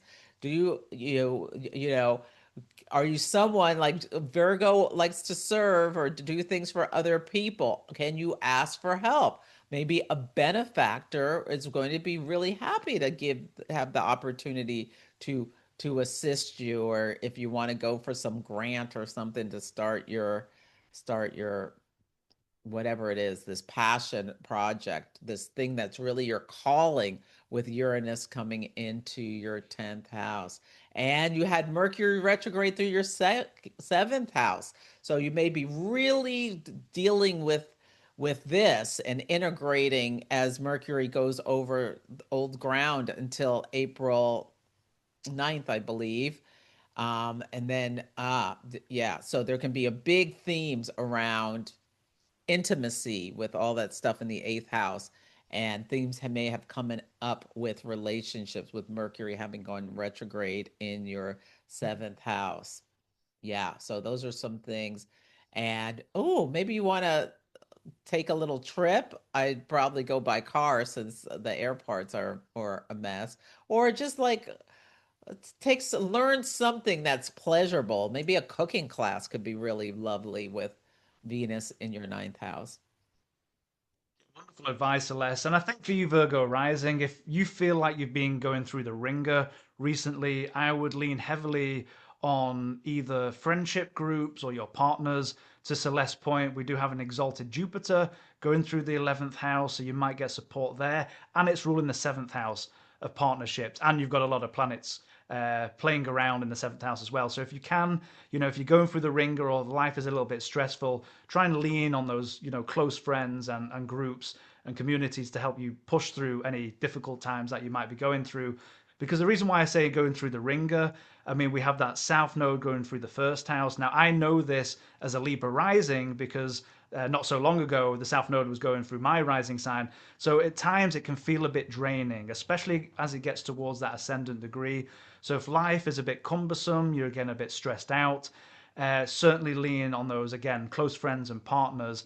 And I think the advantage here is that with Mercury being your chart ruler, you might just be thinking, oh my days, this Mercury retrograde in its detriment and fall, please move away. So I think as we get deeper into the month, finally your chart ruler will get out of this messy Mercury and Pisces. And yes, it'll go into the whole sign, 8th house, but at least you might get a bit of clarity and maybe a bit more pep in your step, even though it's a hidden house. Now, the one thing that's really highlighted here, not only do we have the full moon in the second, we've got a lot going on in the second 8th house axis.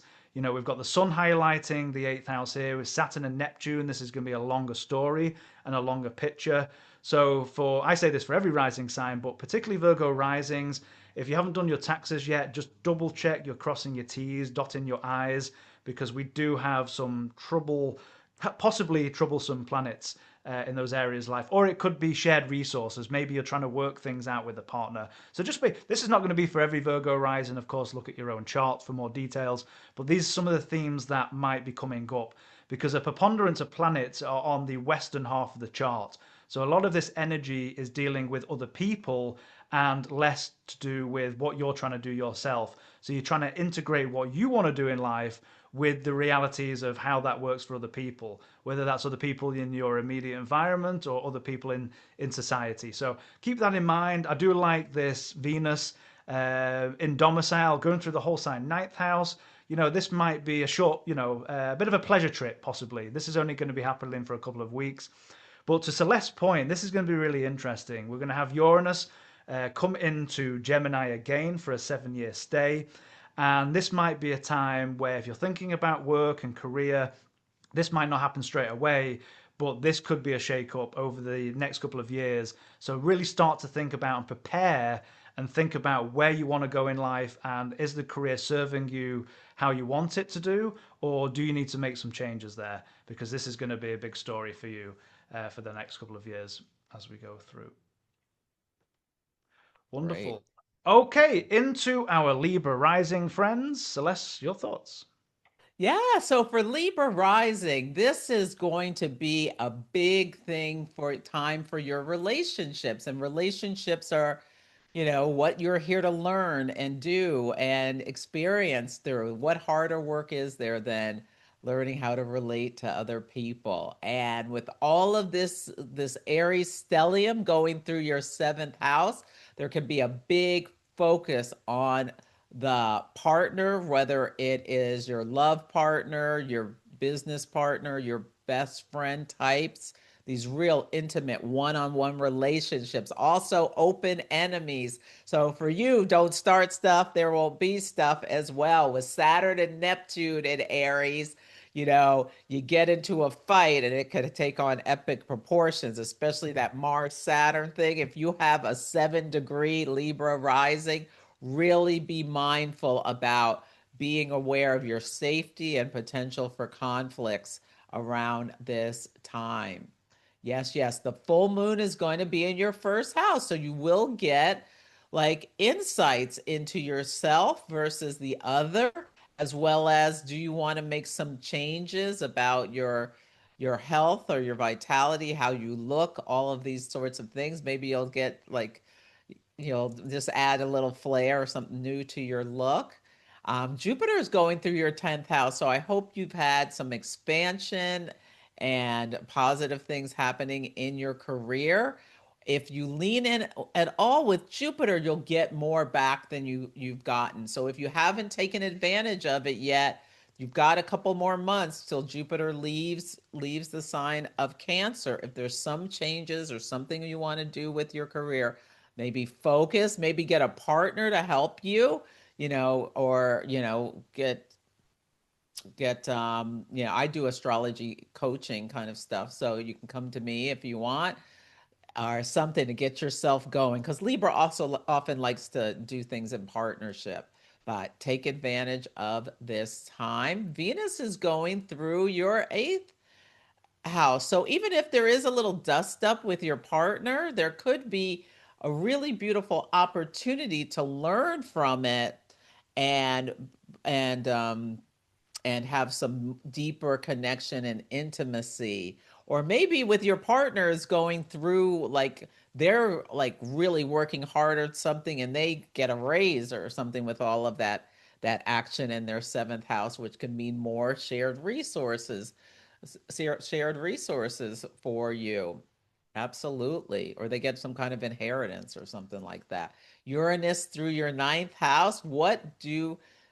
Maybe you want to learn something new. Maybe you're getting awareness about how it could be a turning point over the next 7 years in your philosophies, um, your, your, your like religion. Maybe you become actually go from being an astrology student to being an astrologer who is making money moves with this energy. Yes, yes. Yeah, wonderful advice, Celeste. And I think the key theme here is quite obviously here relationships.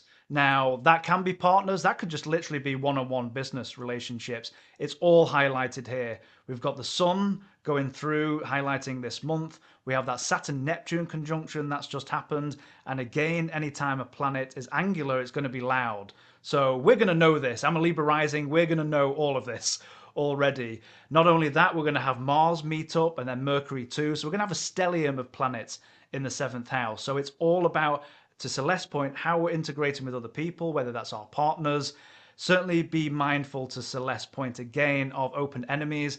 Now, I have Mars in Aries. I'm about to have my Mars return. So I get a little bit hepped up with things like politics and things like that. So I've got to be mindful of not losing my temper and making open enemies. So be careful about that because I might be coming up for that myself. Oh, oh, there's always somebody who has some snappy comment in the comment section. That's true. That might be coming through. Yeah, we'll see what kind of comments we get. But hopefully for us, which I've done myself, is that we had a lot of activity in the sixth house. Yes, we've still got Mars and Mercury there. They're going to move on its way, and we're only going to be left with the North Node. So hopefully for some of us, which I've done, try to rework some of your diet and structure in life, and that's something I've tried to work on. So I am glad that some of these planets have got out of the whole sign sixth house, especially if you've had any health concerns. This might ease up some of that energy, and especially now with Jupiter exalted in an angular house ruling the sixth house, we might have had help with some of that. So let us know in the comments if that's been a thing for you. But yeah, highlighting certainly relationships, open enemies. Again, this can go positive way, it can go the shadow side. But to Celeste's point, we've got Venus, which is our chart ruler, finally getting out of her detriment. So we might have been in the last few weeks a little bit less diplomatic, a little bit less what might we say, friendly. I don't know, whatever that might have been. But now as we get into an earthy sign, we're trying to ground ourselves. And I know it's in the eighth house, it can't see the ascendant, but at least we get some dignity with our chart ruler. Now, I always wait for this time because I wait to do my taxes. So my taxes are coming up. So with Venus coming through the eighth, probably a decent time to be looking to do all those things. Or it could be, to Celeste's point, maybe a small bump in income for the partner. This might be a nice time with this Venus. But to this Uranus, this has been a big picture for us for quite a few years. It certainly has been for me. I've been through inheritances, shake-ups in shared resources, and now that picture has come into completion. And now we're going to move into the whole sign ninth house. So again, I love what Celeste is saying. This could be a shake-up in our philosophy. Maybe you're dabbling in astrology, but are really looking to hone in and learn new things and go down the rabbit holes that all of us as astrologers do. Could mean overseas. Maybe you're getting sick of where you live, or maybe you're forced to move overseas because something happens of where you live. Again, with Uranus, expect the unexpected. We just don't know what's going to happen with this. But again, the main picture is it's going to be the push and pull between you and the other. Full moon in the first house, it's kind of like, these are the kind of things that I want, but then we have to negotiate with partners. So it's just that push and pull. We've got preponderance of planets on the western half of the chart. This is all this energy is dealing with other people, and that's what we have to be doing. But I do love that exalted Jupiter in the 10th, and for me, career has been going quite well. I've enjoyed it. Again, ruling the sixth house, and it's been, hopefully for you too, quite a jovial time in this angular house. As we move on, wonderful. Okay, into our Scorpio rising. Friends, Celeste, your thoughts? Okay, Scorpio Rising, this is a great time for being in partnership with Venus in your seventh house. I love that Venus is in Taurus. So you may be having just like really nice connection with your one-on-one, your loved one, your best friend types. Yeah, so that you may be getting, and remember, any small blessings or compliments or back rubs or foot rubs or whatever, and it's a great time to really appreciate those things. The All of this Aries energy is in your sixth house, so you'd be great to come to the Cosmic Fire Challenge that I'm doing. You go to astrologybyceleste.com to check that out. It will get you moving with astrology and movement. So if you have been sedentary, this is a really great time to get going.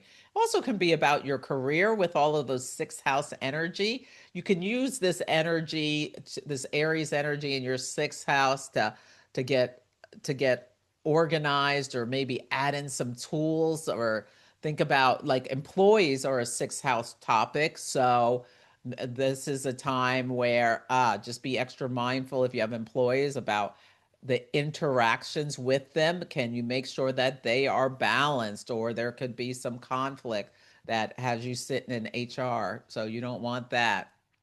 And with especially when Mars is coming to Saturn, if you have small pets, be really mindful, like dogs at the dog park around that time. Keep that in mind. With all of this energy in your fifth house, in terms of all that Piscean energy, I hope you had the opportunity to do something really creative. Maybe when Mercury was retrograde, did you slow down and take some time to really connect with your children and have some heartwarming conversations, or did you catch them in a lie with something? That could be something that was going on. There's been the transformations in your fourth house with Pluto going through their home, family, and things like that.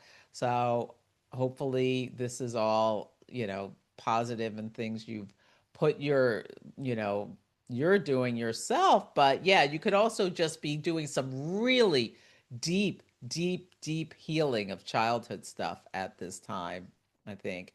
Jupiter going through your ninth house. Are you growing in ways of, or just like feeling closer to God, or whoever your higher power is, or your guides and things like that? The ninth house is astrology. Maybe like you cross some path in your astrology work, and you just give like the best insights to someone, and that really helps change their life, their perspective, gets them motivated, and you are like hoorah with all that sixth house energy, because you put all the energy and effort into preparing on how you met them with, and they give you such kudos. You might get a great review. You definitely, if you're an astrologer, should have a Google business page, and I would recommend a Yelp business page too. There's all other things as well. But you put the efforts you put in now will pay off when Jupiter moves into Leo and goes through your 10th house. Wonderful advice, because I'm thinking for you, Scorpio Rising, just work, work, work. Especially this month, you've got a lot of planets going through the whole sign sixth house, and your chart rule is going to come through there as well. So I think this is both on the positive and shadow side, but the shadow side is you, if especially with the Neptune and the Saturn, work might feel a bit cumbersome. Maybe there's so much on your plate and you're thinking, oh my days, how do I get through all of this? Maybe you've been given more responsibilities and you're just trying to, organize and structure your routines because you have so much on your plate. But I think the advantage here is that you're going to have your chart ruler move through, and it's going to be like, okay, nose to the grindstone, and you're going to get that work done. Cardinal fire. So, even though that Saturn and Neptune may be a little bit like what's going on, I think that Mars is going to give you that extra energy. And of course, Mars has its joy in the sixth house. So hopefully, if you do have a lot on your plate, then you're able to have that energy to push through. And to Celeste's point, as you put all that hard work in, eventually we're going to have that Jupiter, not this month, but that Jupiter eventually is going to go through your 10th house. So you're going to be looked upon favorably, you can imagine, by your superiors, whoever that might be. So what we will say is this hard work is certainly, I would say, going to pay off. Of course, look at your own chart for more details, but you put the hard work in, it will pay off for most of you, I would say. And if work is getting a bit cumbersome and you're doing so much, to Celeste's point, I love this Venus being angular, going through your seventh whole sign.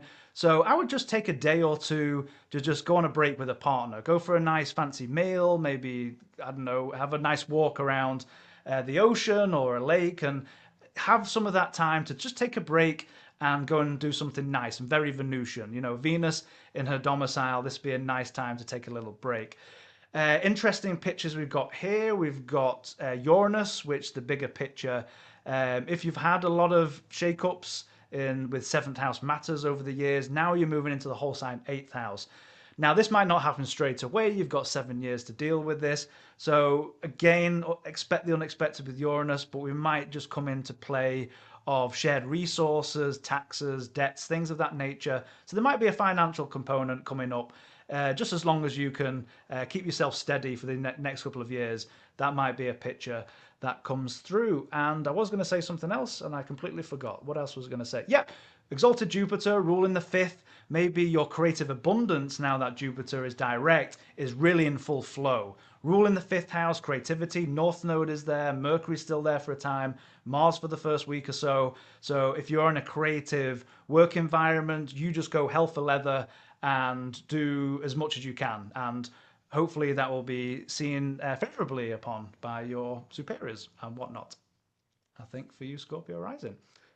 Yeah. Wonderful. Okay, into our Sagittarius Rising friends. Celeste, your thoughts? Okay, Sagittarius rising. There can be a little excitement going on in your partnership space where Uranus is going to be going through your seventh house, transforming your relationships over the next 7 years. And maybe I shouldn't say transforming, bringing awakenings, awareness, little surprises, potentially disruptions.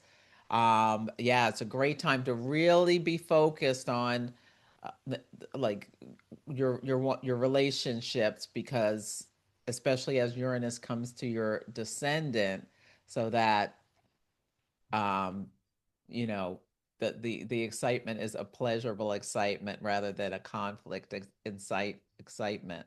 All of this Aries energy is in your fifth house of creativity, the things you do for joy. Great to get yourself moving.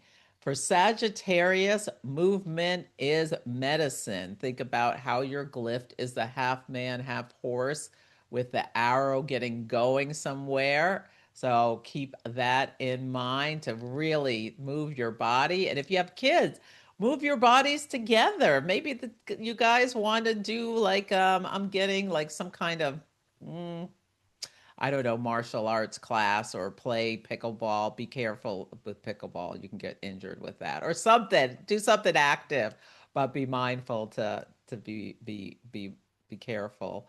Maybe you'll get a tax refund with Jupiter going through your eighth house, or there can be some like really healing conversations with your partner with Uranus going into your seventh house that, ooh, where you talk about deep stuff. The eighth house is a house of the shadows, and with Jupiter there can be like connection, emotional connection that helps move you to a new place. The full moon is going to be in your 11th house of hopes and dreams. So you may like really feel like how can you get your creative juices flowing in order to figure out how you want to make things happen with your hopes and dreams. Or maybe you have a game night or something and with some couples and you play one of these games where you ask each other questions or something like that at the full moon could be a thing that you want to do. But your chart ruler, when Jupiter goes into Leo, that's going to be really nice for you because it'll be a trine to your ascendant. So yeah, this could be a great time to face your shadows, integrate them, and it can be really healthy for you. And with Venus through your sixth house, hopefully you'll have some like pleasure, whistle while you work. I love that. That's wonderful advice. Whistle while you Thank you. work. And I think, yeah, Sagittarius rising, we've got a lot going on. Cardinal fire, whole sign fifth house. So this could be, to Celeste's point, a great time to enjoy some activity. Again, get your body moving. Go and enjoy, join what Celeste has got going on. And yeah, get that body moving. It's always makes any planets that go through the fifth house, always going to make nice connections with your first house. And here, if you're sports inclined, this is a great time. If you've got children, you can go and play soccer with them or basketball, whatever that might be. And just go out and again, stretch your legs. Have that, that Sagittarius rising. It's Jupiter rule. That's your chart rule. It's about, again, it's mutable fire getting going. And this is going to be really helpful with the planets transiting through the fifth house. Yeah, you might have a little picture going on with the Saturn Neptune conjunction that can manifest in many different ways. Maybe you're trying to discipline children. Maybe you've got teenagers that are a bit rambunctious and you're trying to lay down the law to a certain degree. Especially we've got Mars transit has been transiting through the fourth house. So if there's been any conflict, hopefully you'll get to a point where you get to some resolutions at that point. But the bottom line here is we've got a preponderance of planets below the horizon. So it's all about people, and in the second quarter, all about people in your immediate environment, whether that's people in your home life, your children, your co-workers. That's a lot of energy you're having to deal with this at this moment in time. And yet we've got that Uranus, the big picture. So maybe for the last couple of years, you've been restructuring your routines. Maybe you're hopefully no sudden health upsets, but certainly there's been a shake up in those areas of life. And now it moves into an angular house. And anytime a planet moves into an angular house, it's going to be quite loud. And as Uranus gets into your whole sign seventh house, this is going to be a 7 year story.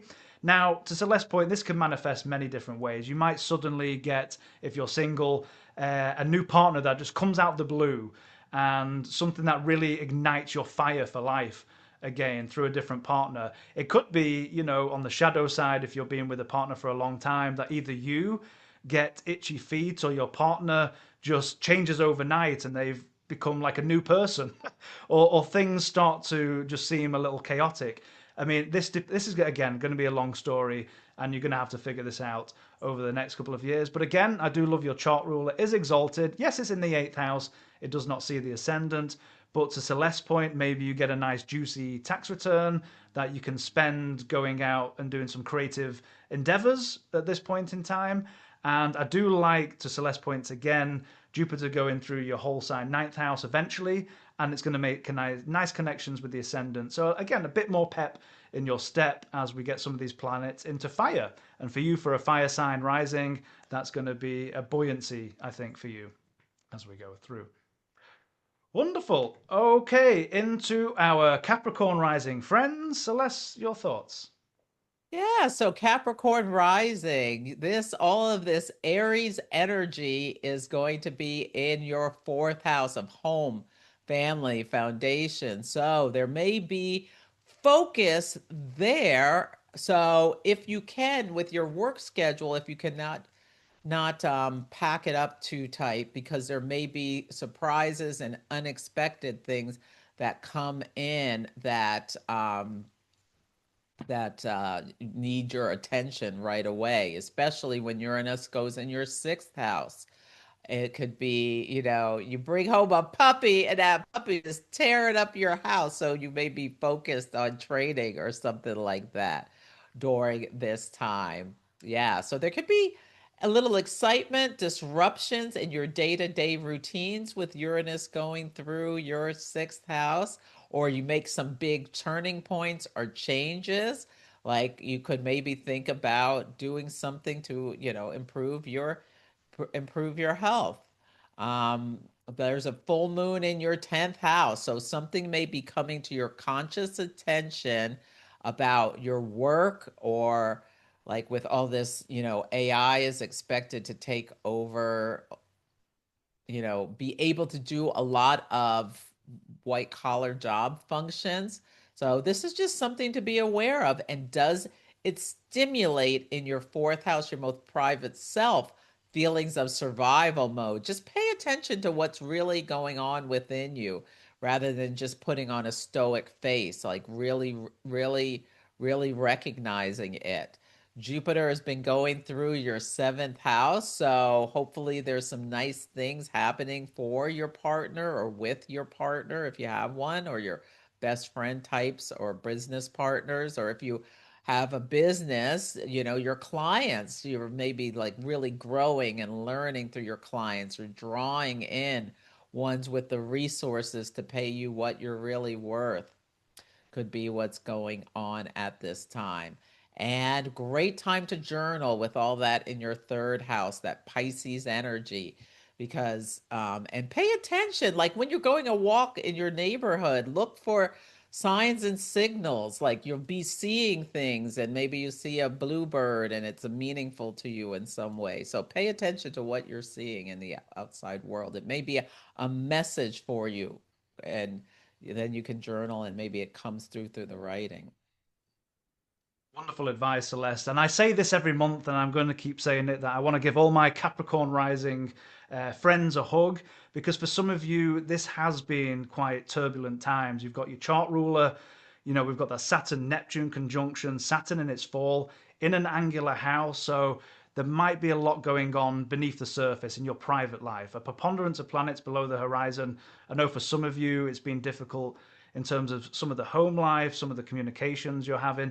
I think my advice for you and what might be lovely to do this month is if you're artistically inclined, I would pick up a paintbrush, or if you like journaling, I would do that too. We've got Venus in a domicile moving through the whole sign fifth house. Wonderful time for some indoor creativity. It's going to make a nice connection with your ascendant.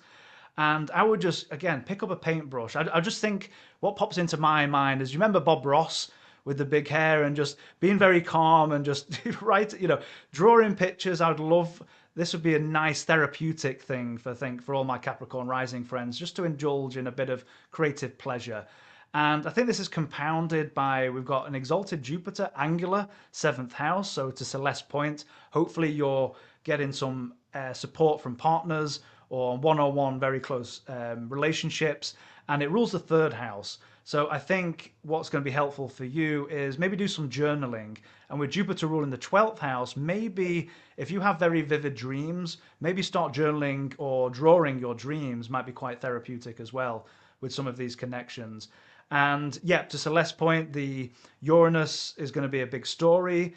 Whatever it's done through your whole sign fifth house, whether you've got children and there's been shake-ups through the years, hopefully that's being cleared up.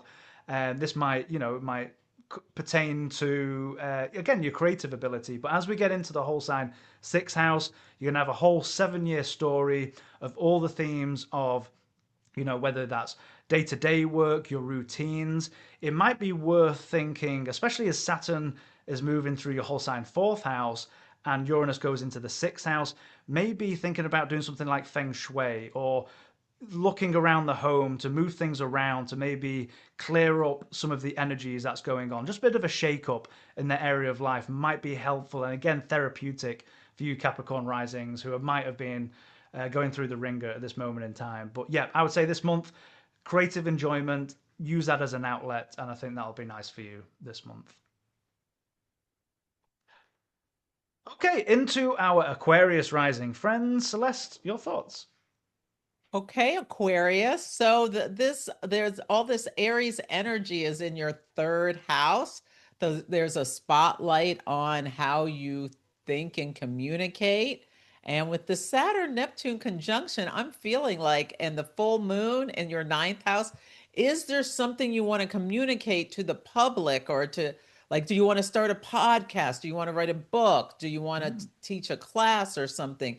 This could be where you're putting in the energy and the drive in your third house to get ready for it and make it happen. Venus is going through your fourth house. So hopefully you're having like sweet interactions at home, or maybe you're beautifying your home so that you can be more comfortable when you're doing this work, whatever it is you're doing. I mean, you've been going through massive changes since Pluto entered Aquarius in 2023, about like who you really are. And it's like a shedding period, like when Pluto helps you shed things that are no longer in alignment with you, and it can sometimes be really uncomfortable. So maybe just with like Venus in your fourth house, some way to like just a private treat in order to just celebrate what you've accomplished. And when Uranus goes into your fifth house, your creative juices may be like really going or really flowing at this time. So, or a turning point for your children. Like one of the things that could be coming up, maybe you're going to be an empty nester, and you may start realizing, or maybe coming to your conscious attention, or you may have a little bit of sadness with Saturn and Neptune in your third house about how your babies are growing and they're getting ready to flee the nest. Yeah, that could be something that's going on. And with the South Node in your eighth house, your shadows are really coming to light. but hopefully you still have your pets, Jupiter in your sixth house, or maybe you decide to get a pet when your kid goes off to college or something. Or what are you doing that makes your day-to-day life or work or routines more pleasurable with Jupiter in your sixth house? This could be, yeah, just enjoying your work. If you shed things that you were no longer serving you, this could be a time where you're having more enjoyment on the day-to-day basis. Wonderful point, Celeste. And I think for you, Aquarius Rising, we've got a preponderance of planets in the first quarter of your chart. So that for me, this is kind of like you do you energy. We've got so many planets from the first to the fourth.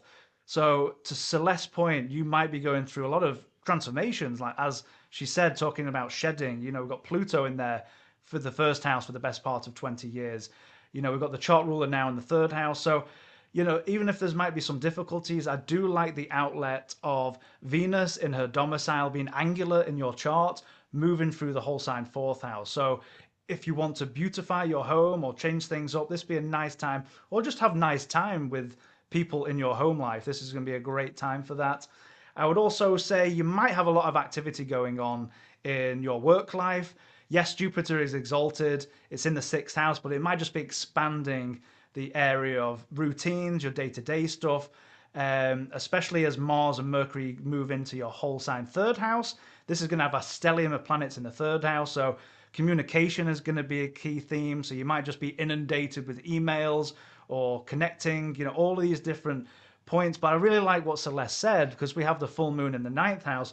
Maybe this is the time to start a podcast. Maybe you've been drumming ideas in your mind for a long time. This would be a great time to hone in all of your key points and, yeah, start a podcast. Make it visible to the public. Third, ninth house axis. All these houses are always connected. So I love that advice from Celeste. Uranus, bigger picture. For the last couple of years, you'll have to let us know in the comments. That's quite a lot to deal with. That's Uranus in a fixed sign going through your angular fourth house. So you might have had a lot of changes in terms of your home life. To Celeste's point, is that empty nesting? For younger people, is that being a lot of movement or changing homes? So you have probably got to a point now where you're crystallizing those ideas or thinking about, or hopefully those things have resolved themselves. And now you're going to move into a whole sign fifth house. So again, to Celeste's point, this creative abundance, it might be a shake up. The nice thing about this Uranus, instead of squaring off on your first house, now as it gets into the fifth house, it's going to make an easier connection to your ascendant. So if you do get to a point where you maybe want to radically alter your appearance or change things up, this might be a nice connection to do this over the next 7 years, as that connection is a bit friendlier than it is to the square to the ascendant. So yeah, I think it's a mixed bag for you, Aquarius Rising, but this on the whole should be a nice time for April as we go through. Okay, last but not least, into our Pisces Rising friends. Celeste, your thoughts? Okay, Pisces rising. This is, there's a real amplification of Pisces energy in your first house. I wonder how Mercury retrograde went for you. I hope you took the time to really go internal and think about, what are your next steps and where are you going? With Saturn and Neptune in your second house, maybe you're consolidating resources in some kind of way, tightening your belt, being really mindful about your spending, or deciding to like add things to your, if you have your own business or an astrologer, maybe you want to add something, a new source of income, and you're really with Mars and Mercury and all of this energy going through your second house, you may like take action to crystallize your talents into some kind of new form of a product or something like that. Venus going through your third house, hopefully you're feeling calm and balanced in your thought processes. Great time for connection with your siblings. Maybe you're talking about something's coming up about who got the bigger piece of cake from mom all the time with Venus squaring Pluto in the 12th house. Like this just comes out of some, like you're having a conversation and this comes out or something like that could be as Uranus goes into your fourth house, awakenings around your family and foundations. There could be like maybe you're moving over the next 7 years, or you're something's coming up where there's a turning point for your parents, or mm, these are sorts of things can be what's happening with Uranus going through your fourth house. The angles are the seats of power, those angular houses, first, fourth, seventh, and 10th. So if Uranus is entering one of those, there's big stories coming in your life. They can be exciting, potentially. Yeah. And you can think about if you don't lock your doors, lock them. Could be something like some people, oh, I live in such a safe place. You better lock that door, is what I'm getting with Uranus trine Pluto.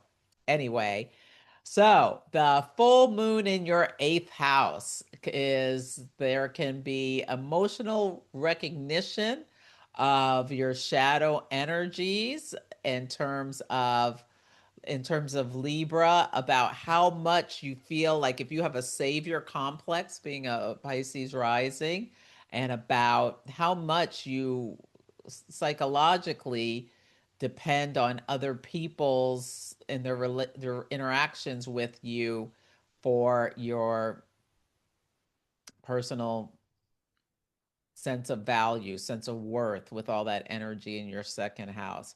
That's the access of pleasure, power, and resources. So there can be some themes about shared resources coming up. Hopefully, you haven't waited to the last minute to do your taxes with your uh with your spouse if you have one. Yeah, or your accountant, because there can be, with the South Node going through the seventh house, there could be some like a little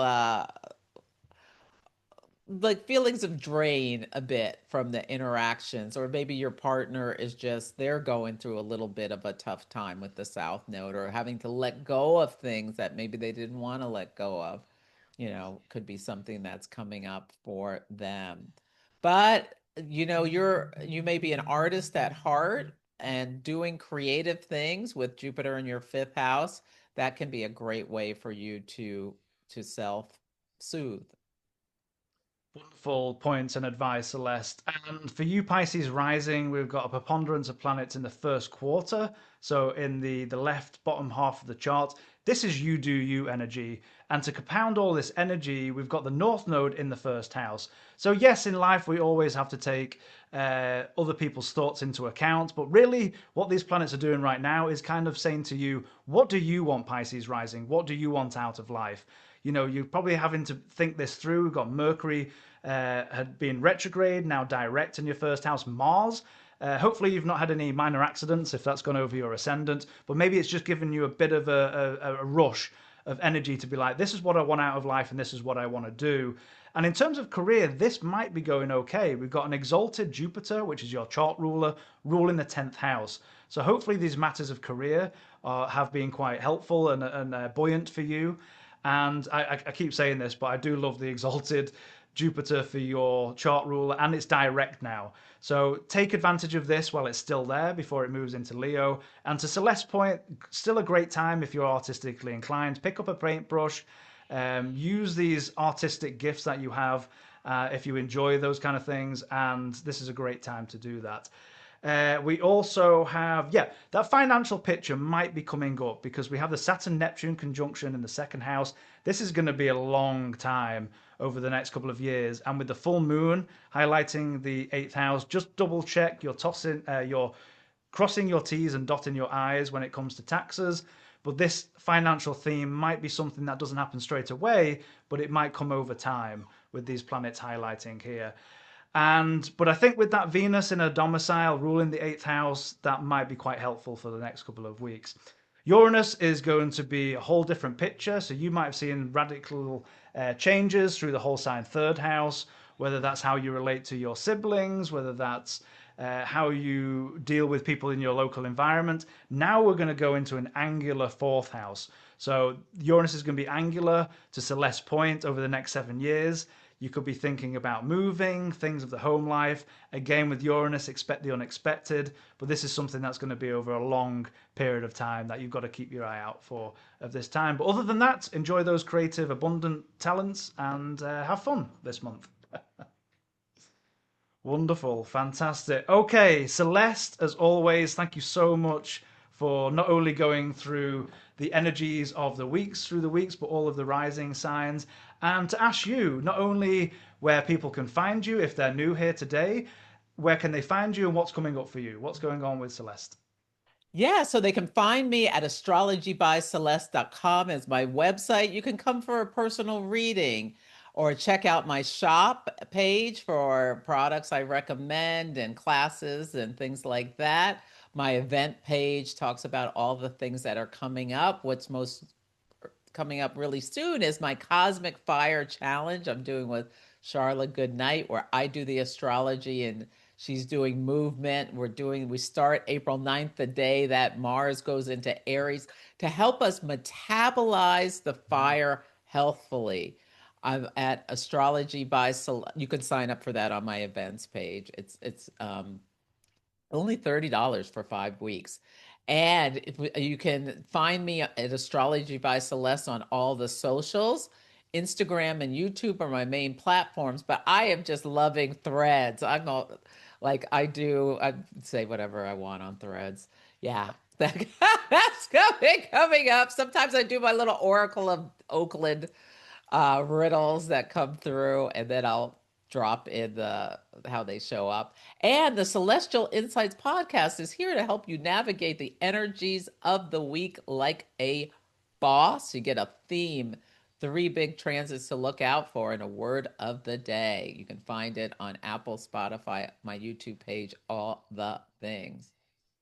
I love it. Celeste, as I say every time, you're absolutely brilliant. And I love these conversations because you spark ideas in my mind. But for everybody watching, I'll leave all the links to Celeste socials and websites underneath this video. So certainly go and check that out. That's a hell of a deal for 5 weeks. That's amazing for those 5 weeks. So certainly check that out. Go sign up.